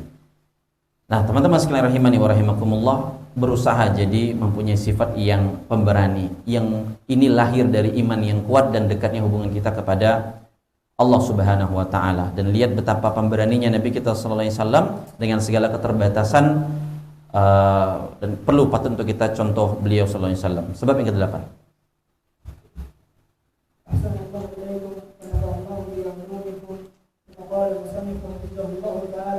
السبب الثامن إبعاد أدواء القلوب وأسقامها. أدواء القلوب وأسقامها وغوائلها كثيرة، والقلوب تمرض كما تمرض الأبدان، بل إن أمراض القلب لها تأثير عظيم على صاحبها كالحسد والغل والجد وغيرها من الأمراض القلبية. فإن هذه الخصال الذميمة والأدواء المشينة إذا دخلت إلى القلوب أعقبتها، وإذا وصلت إلى الصدور أظلمتها، وترتب عليها ضيق صدر صاحبها وكآبة حاله وسوء عاقبته وماله. وأما من سلم من هذه الأمراض وامتلأ قلبه بأبدالها كالأمانة والوفاء والصدق والإيثار، فإن هذه المعاني تنعكس على صاحبها بانشراح في صدره وراحة في قلبه والطمأنينة في نفسه. Kemudian yang ke-8, sebab agar mendapatkan kelapangan dada adalah ibadu adawail qulubi wa asqamiha. Menjauh dari penyakit-penyakit hati, racun-racun hati. Karena racun atau penyakit hati ini adalah sesuatu yang sangat banyak sekali. Kathiratun wa ghawailuha kathiratun. Penyakit, racun dan gangguan hati itu sangat banyak. Ya, gangguan, penyakit dan racun hati itu sangat banyak. Dan hati itu wal qulubu tamradu kama tamradul abdan. Hati itu bisa sakit sebagaimana badan kita juga bisa sakit. Tapi ingat, hati di sini bukan liver ya. Orang sakit liver itu bengkak nanti badannya. Itu sakit fisik. Hati di sini maksudnya jiwa. Ya. Hati, jiwa kita bisa sakit sebagaimana badan kita bisa sakit. Lebihnya badan kalau sakit bisa kelihatan. Ya kan? Bisa dicek. Orang gemeteran. Nah, itu kira-kira lagi psikisnya keganggu atau lagi demam? Ayo, orang gemeteran itu lagi gangguan jiwa atau demam? Ayo, nggak pernah meriang katanya. Orang gemeteran itu lagi gangguan jiwanya keganggu atau meriang, demam? Dua-duanya bisa. Iya, orang kadang gemeteran, apa? Saya dikejar orang bawa parang katanya. Kan takut jiwanya ya, kena gitu loh, mentalnya kena, walaupun agak lagi demam, tapi langsung pucat, panas dingin badannya, ya, dikejar orang bawa parang gitu kan. Ya, begitu pula kalau lagi demam beneran fisik, kena virus, bakteri, ya demam, gemeteran. Nah, maka hati itu sebagaimana badan bisa sakit, bahkan, nah ini dia, bal inna amradal qalbi laha ta'thirun 'azimun 'ala sahibiha. Penyakit, kalau hati yang sakit itu lebih memiliki dampak yang sangat besar bagi pemiliknya. Hati-hati. Bahasanya kita ini harus lebih perhatian sakit hati sakit hati daripada sakit fisik. Enak nggak sakit hati itu? Enggak enak. Wallahi nggak enak sakit hati itu. Ya, disakitin hati sama dia, itu sakit banget.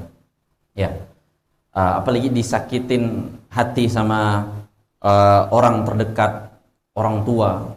Kau jangan anggap aku bapak kau lagi, katanya. Kukutuk kau, atau aku nggak ridho kau jadi anak aku. Itu kan sakit hati itu. Emak ngomong gitu, bapak ngomong gitu, parah, bahaya. Tapi maksud sakit hati di sini contohnya ketika seorang itu ada hasad, dengki, iri, gitu ya, dendam, berbagai macam penyakit hati yang lain tentunya banyak.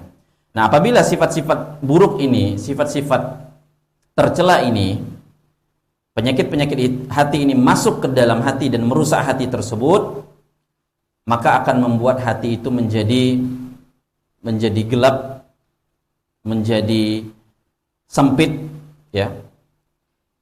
Dada itu, hati itu akan menjadi sempit, menjadi gelap, menjadi susah dan sangat jelek. Wasu'u aqibatihi, akan jelek akhirnya, endingnya, ya, tidak akan indah kesudahannya. Adapun wa amma man salima, adapun orang yang selamat dari penyakit-penyakit yang disebutkan tadi atau yang semisalnya, maka hatinya akan dipenuhi dengan kebalikannya. Hatinya akan jadi sosok yang amanah, yang jujur, yang setia, yang ithar, yang mendahulukan orang lain, dan sifat-sifat terpuji yang lainnya. Yang mana sifat-sifat ini itu akan ada, nampak bagi si pemilik hati atau dada yang lapang tersebut disebabkan ketenangan di dalam jiwanya. Orang yang jujur, orang yang mudah mendahulukan orang lain, orang yang amanah, ini orang-orang yang memiliki kelapangan dada. Nah, Musil.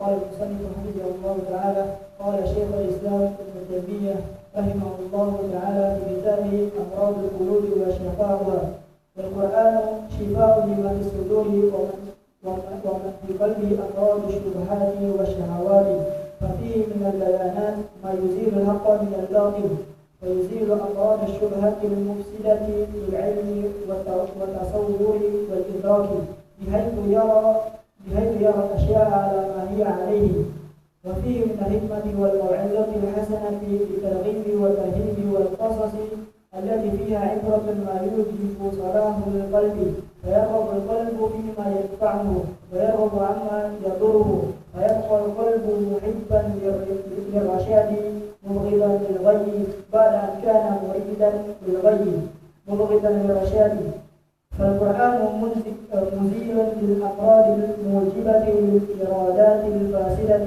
حتى يصلح القلب فتصلح إرادته ويعود إلى فطرته التي فطر عليها كما يعود البدن إلى الحال الطبيعي ويقتدي القلب من الإيمان والقرآن بما يزكيه ويؤيده كما يقتدي البدن بما ينميه ويقومه فإن زكاة القلب مثل نماء البدن. Nah, kemudian kata Syekh Abdul Razak menukilkan perkataan Syekhul Islam Ibnu Taimiyah dalam kitabnya Amradul Qulub wa Shifa'uha, bahwasanya Al-Qur'an itu adalah kesembuhan, obat bagi berbagai macam penyakit. Al-Qur'an itu adalah obat bagi berbagai macam penyakit yang ada di hati atau di dada manusia. Nah, Quran itu bukan hanya untuk penyakit hati, tapi juga bisa untuk penyakit badan atau fisik, kata Imam Ibnu Qayyim rahimahullahu taala, yang diaplikasikan dalam bacaan-bacaan ruqyah. Nah, kita lanjutkan apa kata Ibnu Taimiyah, bahwa Al-Qur'an adalah obat bagi penyakit yang ada dalam hati manusia, di dada manusia.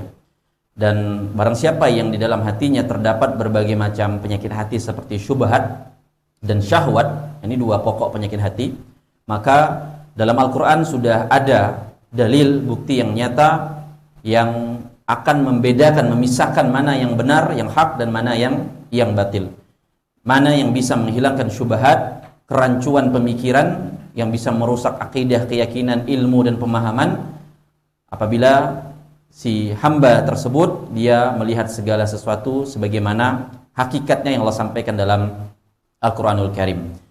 Dan kemudian Syekh Abdul Razak menyampaikan bahwa di dalam Al-Qur'anul Karim juga minal hikmati wal mau'izati al-hasanati. Banyak hikmah, nasihat yang baik, banyak juga targhib wa tarhib, motivasi dan juga hal-hal yang membuat kita untuk senantiasa khawatir, takut, dan kisah-kisah perjalanan yang bisa menjadikan hati itu baik, ya, termotivasi hati untuk melakukan hal-hal yang bermanfaat dan menakut-nakuti hal yang membahayakan, maka hati akan tumbuh kecintaan kepada kebenaran yang datang dari Al-Quran tersebut, membenci penyimpangan, kesesatan. Setelah sebelumnya menginginkan penyimpangan, ya, membenci kebenaran, maka Al-Quran akan menghilangkan penyakit tadi, penyakit yang menyebabkan kerusakan hati atau jiwa dada seorang hamba tadi. Maka keinginan hati ketika melihat dari Al-Quran tersebut akan menjadi lebih baik, akan kembali kepada fitrahnya, tabi'inya secara normal, sebagaimana badan fisik akan kembali sehat normal ketika dapat asupan yang positif yang menyehatkan. Begitu pula hati. Ketika hati mendapatkan asupan berupa iman, berupa Quran yang bisa membersihkan hatinya, jiwanya, maka ini akan menguatkan hatinya, ya, sebagaimana tadi badan yang akan kembali sehat apabila mendapatkan asupan-asupan yang positif. Dan kemudian lanjutkan wazakatu. Assalamualaikum warahmatullahi wabarakatuh. قال المصنف حفظه الله تعالى: والزكاة في اللغة النماء والزيادة في الصلاة. يقال زكى الشيء إذا نما في الصلاة فالقلب يكاد أن يتربى فينمو ويزيد حتى يكمل ويصلح، كما يحتاج البدن أن يربى بالأغذية المصلحة له، ولا بد مع ذلك من منع ما يضره، فلا ينمو البدن إلا بإعطاء ما ينفعه ومنع ما يضره، وكذلك القلب لا يزكو فينمو ويتم صلاحه إلا بوصول ما ينفعه ودفع ما يضره. Nah, beliau menyampaikan bahwa zakat itu dalam bahasa Arab mempunyai makna an-nama'u wa ziyadatu, berkembang, bertambah dalam kebaikan fis shalah. Maka jika dikatakan zakat syai', ya, sesuatu berkembang di dalam kebaikan, idza nama fis shalah, berkembang dalam kebaikan.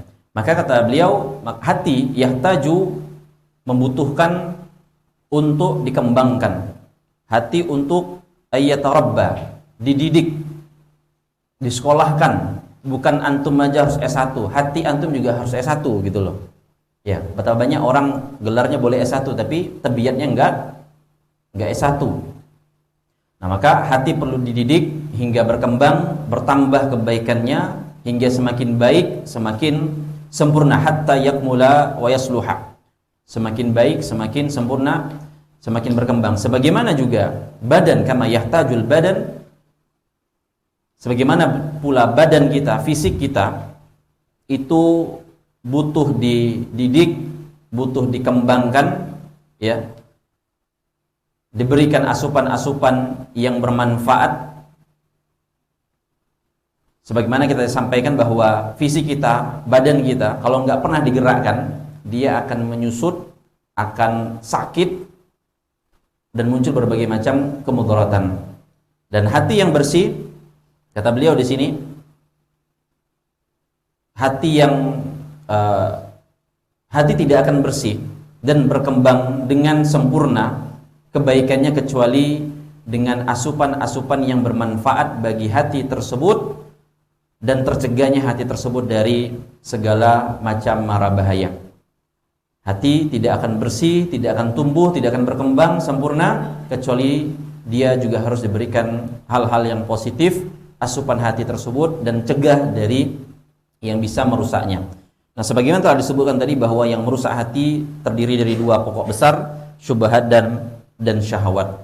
Syubhat dalam hal kerancuan pemikiran, tidak jelas kemunafikan, keraguan, kebid'ahan, kekafiran dan kesesatan yang lainnya. Adapun syahwat itu adalah apa-apa yang ngikutin hawa nafsu, ngikutkan tabiat atau hawa nafsu kita. Yang hawa nafsu ini keluar dari batasan syariat. Entah itu enggak ikhlas, suka dipuji, ingin disanjung, tamak, harta, kekuasaan, kemaksiatan, perzinahan dan segala macamnya. Nah, ini bentuk-bentuk syahwat. Yang mana kalau syahwat itu datang, maka hati itu bakal merespon, memberikan sinyal. Apakah masukkan atau tolak? Gitu loh. Kalau hati tolak, maka dia telah menyelamatkan hatinya untuk tidak terjerumus ke dalam fitnah syahwat tersebut. Ya. Nah, yang ke-9. Assalamualaikum warahmatullahi wabarakatuh. Maqal musannif rahimahullah taala as-sabab at-tasi' tarku fudulil umuri wa min asbab insyirah sadri siyanatul lisani an fudulil kalami wa siyanatul udhuni an fudulil istima'i wa siyanatul 'aini an fudulil nazari. Masuk. Nah, yang ke-9 adalah agar mendapatkan kelapangan dada meninggalkan perkara yang fudulil umur. Tarkul fudulil umur, meninggalkan perkara yang mubah tapi berlebihan. Meninggalkan berlebih-lebihan dalam perkara yang mubah, yang diperbolehkan.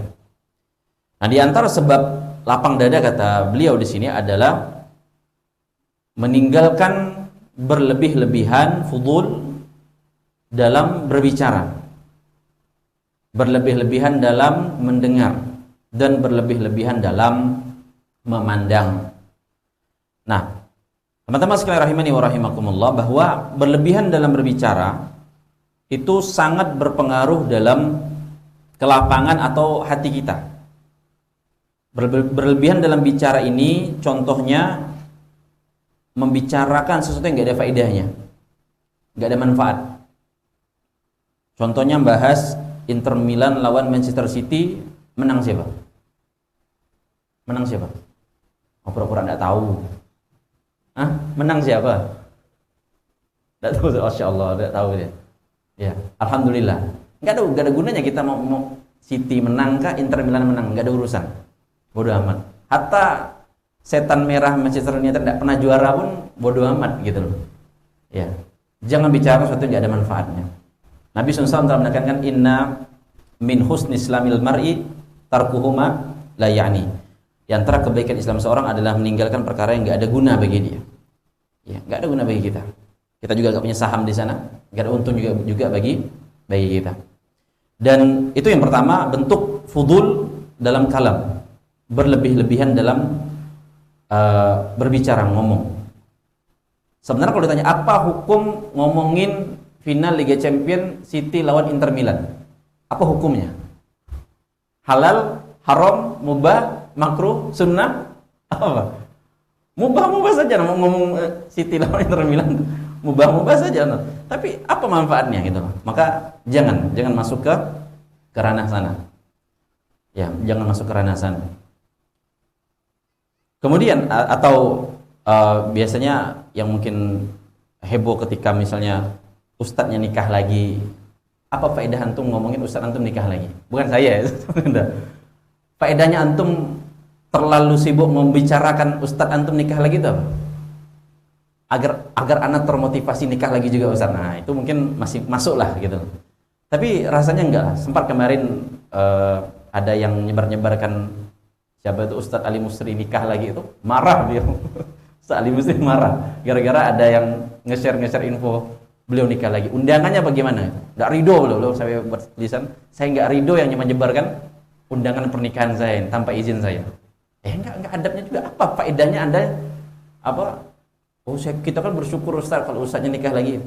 Kayaknya bukan tempatnya lah gitu loh. Anda publikasikan itu dan Ustadz juga nggak ada nyuruh sebar-sebarkan, kan buat hal akhirnya marah Ustadz Ali Musri. Nah, maka ini sesuatu yang nggak ada manfaatnya, tinggal karena merusak hati. Dan itu yang pertama dalam fudulul kalam. Dan yang kedua kalau dalam masalah fudulul kalam, yaitu berdebat bukan yang cara yang benar berarti berdebat dengan cara yang batil tanpa ilmu, nggak ada persiapan, ngoceh-ngoceh saja. Makanya Nabi mengingatkan di antara orang yang paling dimurkai oleh Allah adalah apa? Al-aladul khasim, orang yang selalu suka debat, ya, dikritik di debat dan seterusnya. Kalau mau debat, debatlah yang ilmiah, yang dengan cara yang benar, ya. Kemudian contoh lain dari fudul kalam itu suka nyanggah omongan orang. Ini termasuk dalam ciri-ciri sombong kata para ulama. Orang bicara cut gitu. Emang ada orang kayak gitu tuh. Ya, suka ganggu omongan orang. Mau dia aja ngomong, udah kasih mic, kasih mimbar, kita bubar gitu dia ngomong. Nah, itu disebutkan dalam beberapa riwayat kata para ulama, orang-orang seperti ini termasuk orang yang fudul kalam. Atau contoh selanjutnya adalah suka mengucapkan perkataan keji, jorok, celaan atau semisalnya. Ini termasuk dalam fudul kalam. Ini tidak pantas, terutama bagi penuntut ilmu untuk berusaha untuk keluarkan kalimat-kalimat yang bijak. Kalau perkataan keji, mungkin sebelumnya mohon maaf saya bilang ini gitu loh. Mau bilang mohon maaf bokong aja pakai mohon maaf. Ini kan menunjukkan lebih baik demikian. Jangan main bilang itu ini segala macam. Nah, ini tidak pantas. Maksudnya tidak bagus. Begitu pula terlalu sering bercanda. Nah, ini fudul kalam juga. Bercanda mulu. Dikit ketemu ketawa aja bawaannya gitu loh. Dan ini apa penyebab banyak ketawa? Tumitul qalbah. Matikan hati. Ya, terlalu banyak ketawa. Ya, bercanda boleh tapi pada tempatnya. Dan yang lainnya di antara fudul kalam. Dan kalau fudul dalam masalah nazar itu nggak bisa jaga pandangan, terutama dalam di tempat duduk. Di tempat duduk maksudnya dalam sebuah riwayat Nabi SAW itu memberikan nasihat dalam hak orang yang berjalan kaki. Nabi mengingatkan bahwa iyyakum wal julusa ala turuqat. Ya.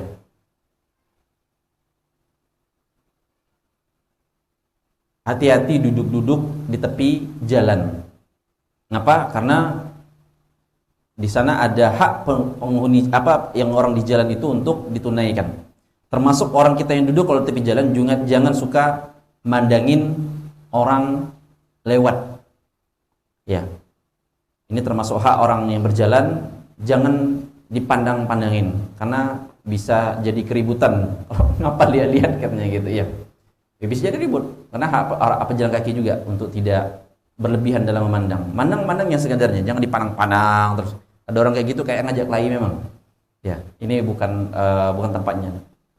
Kalau dalam hal lainnya tidak menjaga pandangan dalam hal-hal yang dalam batasan syariat, yang dalam syariat itu tidak dibenarkan. Ya, aurat atau semisalnya, ya, baik aurat perempuan wanita ataupun aurat laki-laki. Lebih-lebih lagi yang tadi masalah misalnya sepak bola, rata-rata itu auratnya pada kebuka, walaupun terlepas dari sebagian ulama menyatakan ini aurat atau enggak aurat, maka lebih baik enggak usah. Kalau fudul dalam mendengar perkara-perkara batil, ya, yang tidak bermanfaat baginya dan yang lainnya. Nah, lanjutkan. Assalamualaikum warahmatullahi wabarakatuh. قال المصنف حفظه الله تعالى فانشغال نفس الانسان وقلبه بالفضول عن الامور المحبه وعن الامور التي تكون بها سعادته وفلاحه وصلاحه في دنياه واخراه له اثر بالغ على حياه الانسان بالضيق والنكد والحرج بل ان فضول السمع والبصر والكلام سبب لجلب الهموم والغموم ويترتب عليه من العواقب الوخيمة ما لا يحمده الإنسان في دنياه وأخراه. Kemudian dia menyampaikan bahwa kesibukan jiwa, fanshighalu nafsil insan, kesibukan jiwa dan hati seorang manusia dalam berlebihan dari perkara-perkara yang mubah, berlebihan dalam perkara-perkara yang mubah, itu akan berdampak terhadap dia akan meninggalkan perkara-perkara yang penting. Dia akan meninggalkan perkara-perkara yang penting, yang mana perkara-perkara penting tadi itu adalah faktor kebahagiaan dan kebaikan dunianya dan kebaikan akhiratnya. Nah, sibuk kepada sesuatu yang berlebihan, yang hakikatnya mubah, itu memiliki dampak yang sangat besar dalam kehidupan seorang hamba manusia dan terwujudnya kesempitan dan kesusahan dalam hidupnya. Bahkan berlebihan dalam mendengar, melihat, berbicara, ini akan menjadi sebab kegalauan lijalbil humumi wal ghumum, kegalauan, kegelisahan, dan akan berdampak yang sangat besar dari dampak-dampak yang tidak baik, yang tidak terpuji akibatnya di dunia maupun di akhirat. Nah, Assalamualaikum warahmatullahi wabarakatuh. Qala al-musannif rahimahullah ta'ala wa qad jara qubul an-nazar aw al-kalam aw al-samani ala sahibihi wa ilati wal hasarat. ولهذا ينبغي للمؤمن أن يجتهد في تهذيب نفسه وأن يذمها بالأخلاق الفاضلة ورعاية للأدب والحفظ للنفس والبعد عن كل ما يضرها ويهلكها. Kemudian beliau menyampaikan bahwa wa kam jarra fudulun nadhar awil kalam awis sama'i. Betapa banyak orang yang berlebihan dalam memandang, berbicara, mendengar. Akhirnya apa? Itu membuat si pelakunya, menyeret si pelakunya kepada berbagai macam kebinasaan, berbagai macam penyesalan.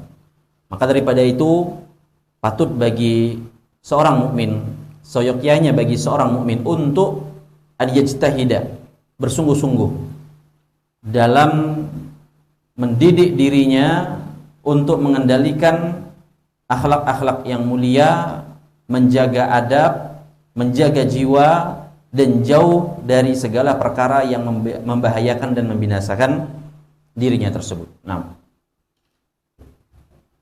Assalamualaikum warahmatullahi wabarakatuh. Thumma qala al-musannif rahimahullah ta'ala wa mimma ibtuliya bihi an-nasu fi hadha az-zamani wa fataha lahum abwaban 'adidatan min al-fuduli injimaquhum bin-nazar fi shashat al-jawali wa taqlid as-safahati wal-mawaqi talaban li fuduli al-umuri bal wa rubbama sayyiha wa dhamimiha فترتب على ذلك مضرة عظيمة لكثير من المسلمين في دينهم وأخلاقهم وضيع لهم أوقاتهم وجرهم من الهموم والغموم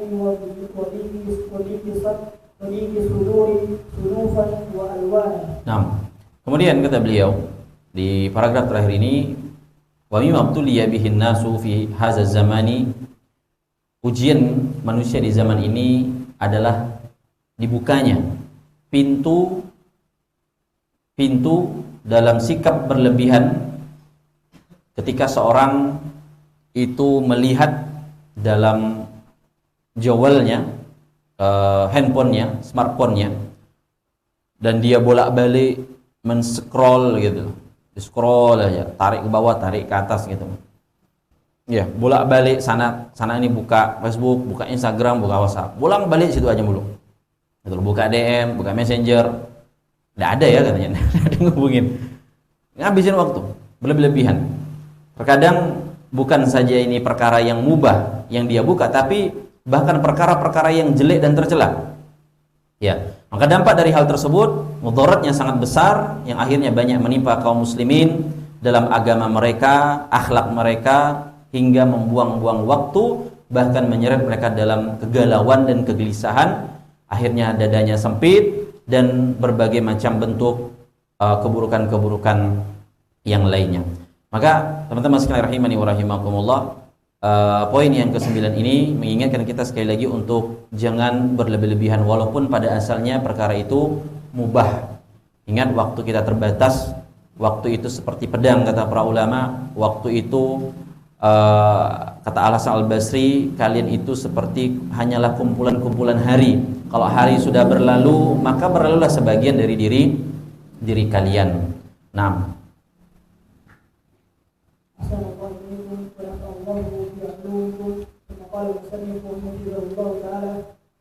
العاشر حسن اتباع النبي الكريم صلى الله عليه وسلم فاتباع سنة النبي صلى الله عليه وسلم ولزوم نهجه القويم والاقتداء بهديه من أعظم أسباب انشراح الصدر بل هو جماع هذا الباب كله وذلك لأنه اتساع لأشرف الناس قدرا صلى الله عليه وسلم وأطيبهم خلقا وأجملهم سيرة وأزكاهم سريرة وقد قال الله تعالى ألم نشرح لك صدرك وشرح الله تعالى لقلب النبي صلى الله عليه وسلم وباتساعه وجعله للفضائل كلها والكمالات والآداب وأنواعها. Kemudian yang terakhir yang ke-10, beliau menyampaikan sebab agar kita mendapatkan kelapangan dada adalah dengan mengikuti ajaran Nabi sebaik-baiknya. Mengikuti ajaran Nabi SAW dengan sebaik-baiknya. Karena dengan mengikuti sunnah Nabi SAW dan iltizam, konsisten mengikuti sunnah beliau, berada di atas jalan beliau yang lurus, ya, meneladani petunjuk beliau, ini adalah sebab penting orang bisa mendapatkan kelapangan dada. Dan inilah juga bagian dari inti dari bab-bab yang kita bahas, kata beliau. Inilah inti pokok juga dari semua bab ini. Sebagaimana beliau gandengkan antara sebab pertama mentauhidkan Allah dan sebab yang terakhir di sini adalah dengan mengikuti petunjuk Nabi SAW. Nah, maka ketika kita mengikuti poin yang ke-10 ini, kita sedang mencontoh kepada manusia yang dadanya paling lapang, paling baik akhlaknya, paling baik jalan cara hidupnya, yang paling baik atau paling suci jiwanya, dan apa yang tersembunyi di dalam jiwanya. Nabi SAW yang Allah firmankan, bukankah kami telah melapangkan dadamu wahai Muhammad? Allah Subhanahu wa taala telah melapangkan hati, dada, jiwa Nabi kita SAW. Allah luaskan, Allah kumpulkan segala jenis keutamaan, kesempurnaan, segala adab dan kebaikan di diri Nabi SAW. Nah.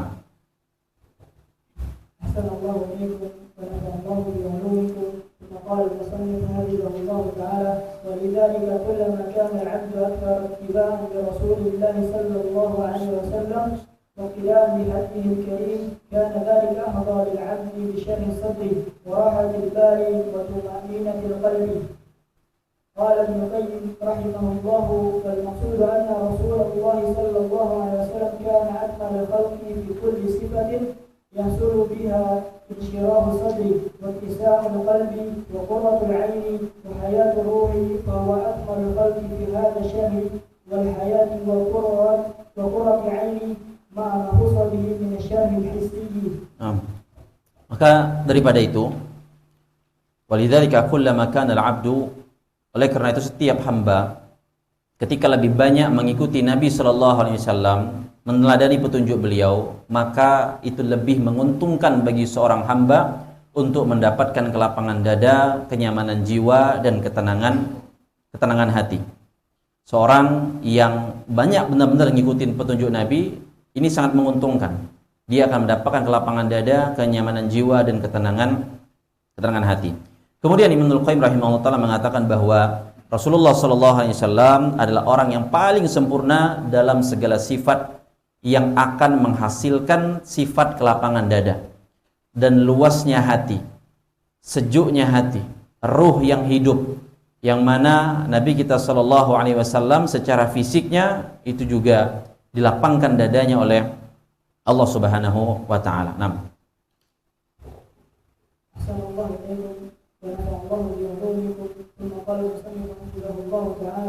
وأكمل الخلق متابعة له أكملهم انشراحا ولذة وقرة عينه وعلى حسب المتابعة ينال العبد من انشراح صدره وقرة عينه ولذة روحه ما يناله فهو صلى الله عليه وسلم في ذروة الكمال من شرح الصدر ورفع الذكر ووطن الوزر ولأتباعه من ذلك بحسب نصيبهم من اتباعه والله المستعان. Nah, maka orang yang paling sempurna dalam mengikuti petunjuk Nabi SAW mereka adalah orang yang sempurna dalam mendapatkan kelapangan hati.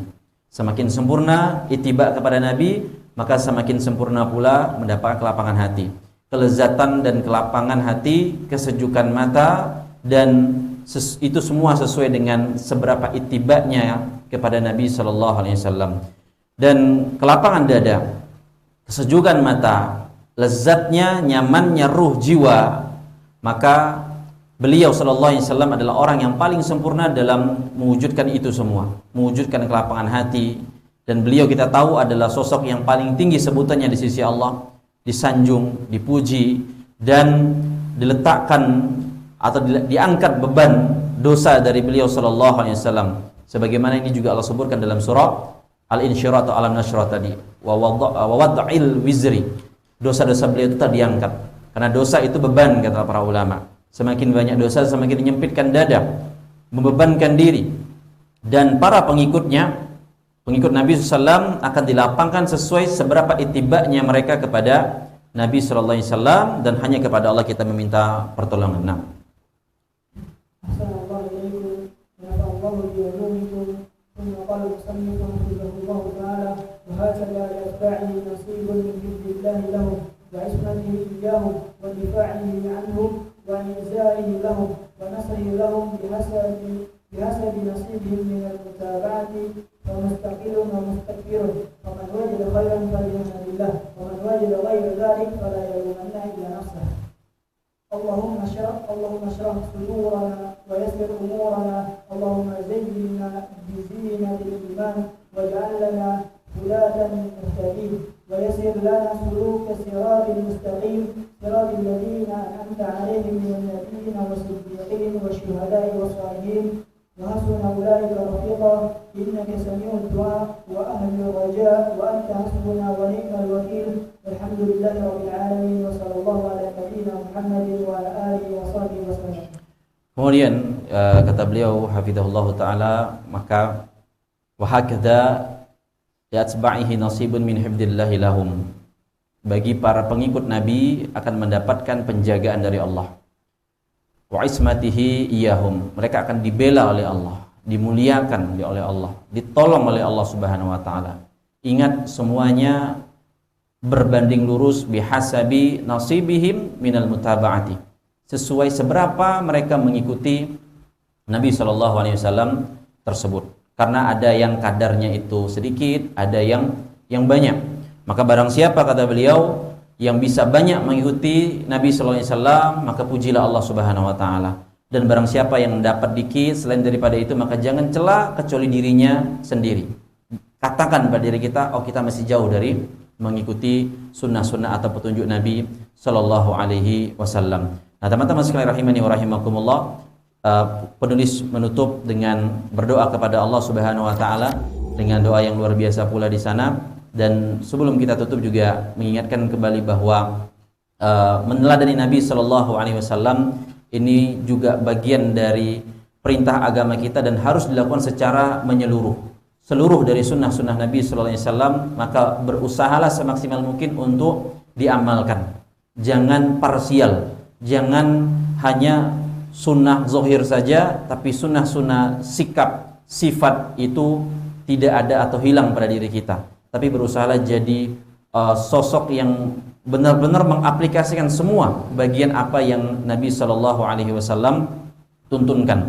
Nabi jadi orang yang sangat sabar ketika diganggu. Nabi jadi orang yang sangat mudah berlapang dada ketika harus mendapatkan gangguan pula atau rintangan-rintangan. Maka jadi orang yang berlapang dada, jadi orang yang sabar, jadi orang yang tidak mudah membalas dari setiap keburukan. Ini juga bagian dari petunjuk dan sunnah Nabi kita sallallahu alaihi wasallam. Maka jangan selalu kedepankan perasaan atau emosional kita sebelaka, karena hakikatnya kita sedang menuruti hawa nafsu kita, dan Allah Subhanahu wa taala telah menekankan hal ini pula ketika kita harus berhadapan dengan masalah-masalah dalam kehidupan. Maka ingat, Allah juga memerintahkan dan dicontohkan oleh Nabi kita sallallahu alaihi wasallam untuk hadapi dengan cara yang paling ahsan. Idfa' billati hiya ahsan, balas, hadapin dengan cara yang paling paling baik dan sebuah tauladan dari Nabi kita sallallahu alaihi wasallam yang paling luar biasa ketika beliau berdakwah ke Taif, kemudian ditolak, dilempar pakai batu sampai berdarah-darah, sampai Zaid bin Sabit pun yang mengcover melindungi beliau dari lemparan batu pun nggak kuat sampai pingsan. Kemudian apa yang terjadi? Dua malaikat gunung datang menghampiri Nabi SAW untuk menawarkan apa? Meremukkan, membenturkan dua gunung di daerah Taif tersebut hingga umat atau kaum di sana binasa. Apa jawaban Nabi kita sallallahu alaihi wasallam? Bal arju an yukhrijallah min aslabihim man ya'budullah wahdahu la yusyriku bihi syai'an. Aku berharap kepada Allah akan keluarkan dari turunan-turunan mereka yang hanya beribadah kepada Allah semata dan tidak menyekutukan Allah Subhanahu wa taala. Maka lihat kelapangan dada Nabi kita sallallahu alaihi wasallam ini sekali lagi memang tidak gampang. Apalagi kemarin saya baru dengar dari salah seorang ikhwah yang harus dicekal orang gangnya, hampir mau dipukul. Ini kan tidak nyaman gitu loh. Maka saya bilang untuk benar-benar lapangkan dada, kuatkan sabar, dan minta tolong sama Allah, sesali dari apa-apa kesalahan kita dulu. Karena salah kita banyak kepada Allah, dan Allah kasih teguran dari kejadian-kejadian tersebut. Maka daripada itu kita mohon kepada Allah, ya Allahumma syrah sudurana, ya Allah lapangkan dada kami. Wa yassir umurana, ya Allah mudahkan urusan kami.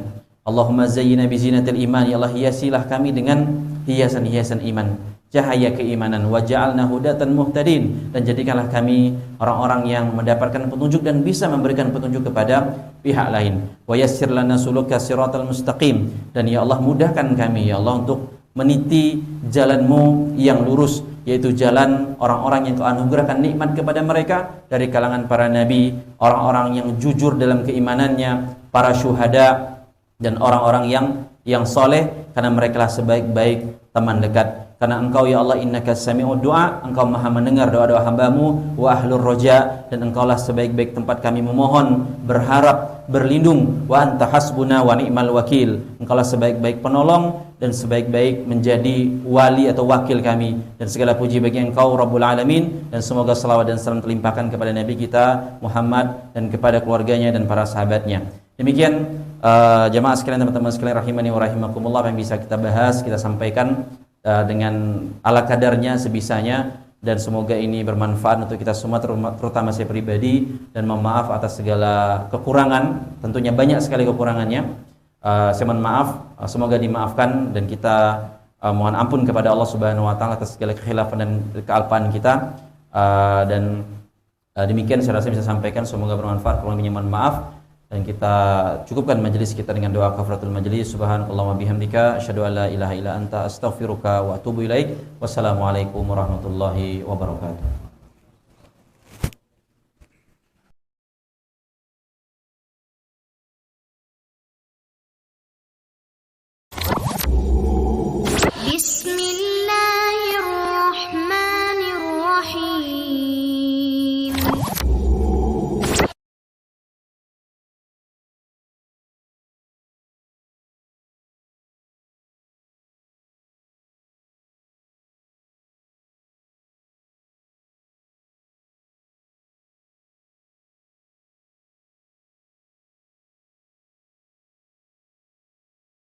Ruqyah ini bukan dilarang haram ya, tapi tidak disarankan, karena Nabi SAW menyebutkan tentang golongan yang masuk surga tanpa hisab, tanpa azab itu, diantara ciri-ciri mereka adalah yang tidak minta di ruqyah.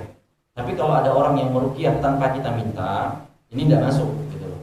Dan kemudian jika kemasukan jin merasa tidak tenang, ini saya bingung juga. Dia sadar kemasukan jin terus merasa tidak tenang, seharusnya dia bisa meruqyah diri dia sendiri gitu loh. Itu lebih afdol, dia ruqyah dirinya sendiri. Kalau mungkin bertanya kemasukan jin terus nggak sadar gitu loh, mengacau, ini ya pasti insya Allah orang yang ada di sekitarnya meruqyah sebisanya, atau tukang yang bisa meruqyah. Adapun kemasukan jin atau dia mungkin merasa tidak tenang, jangan kemasukan jin nih gitu. Ya bisa jadi juga, bisa jadi. Nah, kita pungkiri tidak selamanya orang ciri-ciri kemasukan jin itu langsung kayak matanya putih, gitu, badannya dingin, Sebagian kayak gitu. Tapi sebagian yang lain ya ketika was-was nggak tenang, gitu. Mau kemasukan atau dibisik-bisikan sama jin. Ya asalnya lebih baiknya jangan minta ruqyah kalau bisa, tapi ruqyah mandirilah. Baca apa Ustaz? Al-Fatihah boleh, ayat kursi boleh. Berapa lama? Selama-lamanya. Maksudnya ya sekuat antum atau antunna untuk membaca tersebut. Adapun minta ruqyah itu bukan dilarang secara haram gitu, nggak boleh, boleh. Tapi sayang kalau nggak masuk dalam golongan yang masuk surga tanpa azab dan tanpa hisab gitu ya. Tapi biasakan ruqyah mandiri, jaga zikir pagi petang ya, dan ayat-ayat yang senantiasa untuk dibaca. Itu syaratnya. Satu aja kan? Nah, Allah bisa.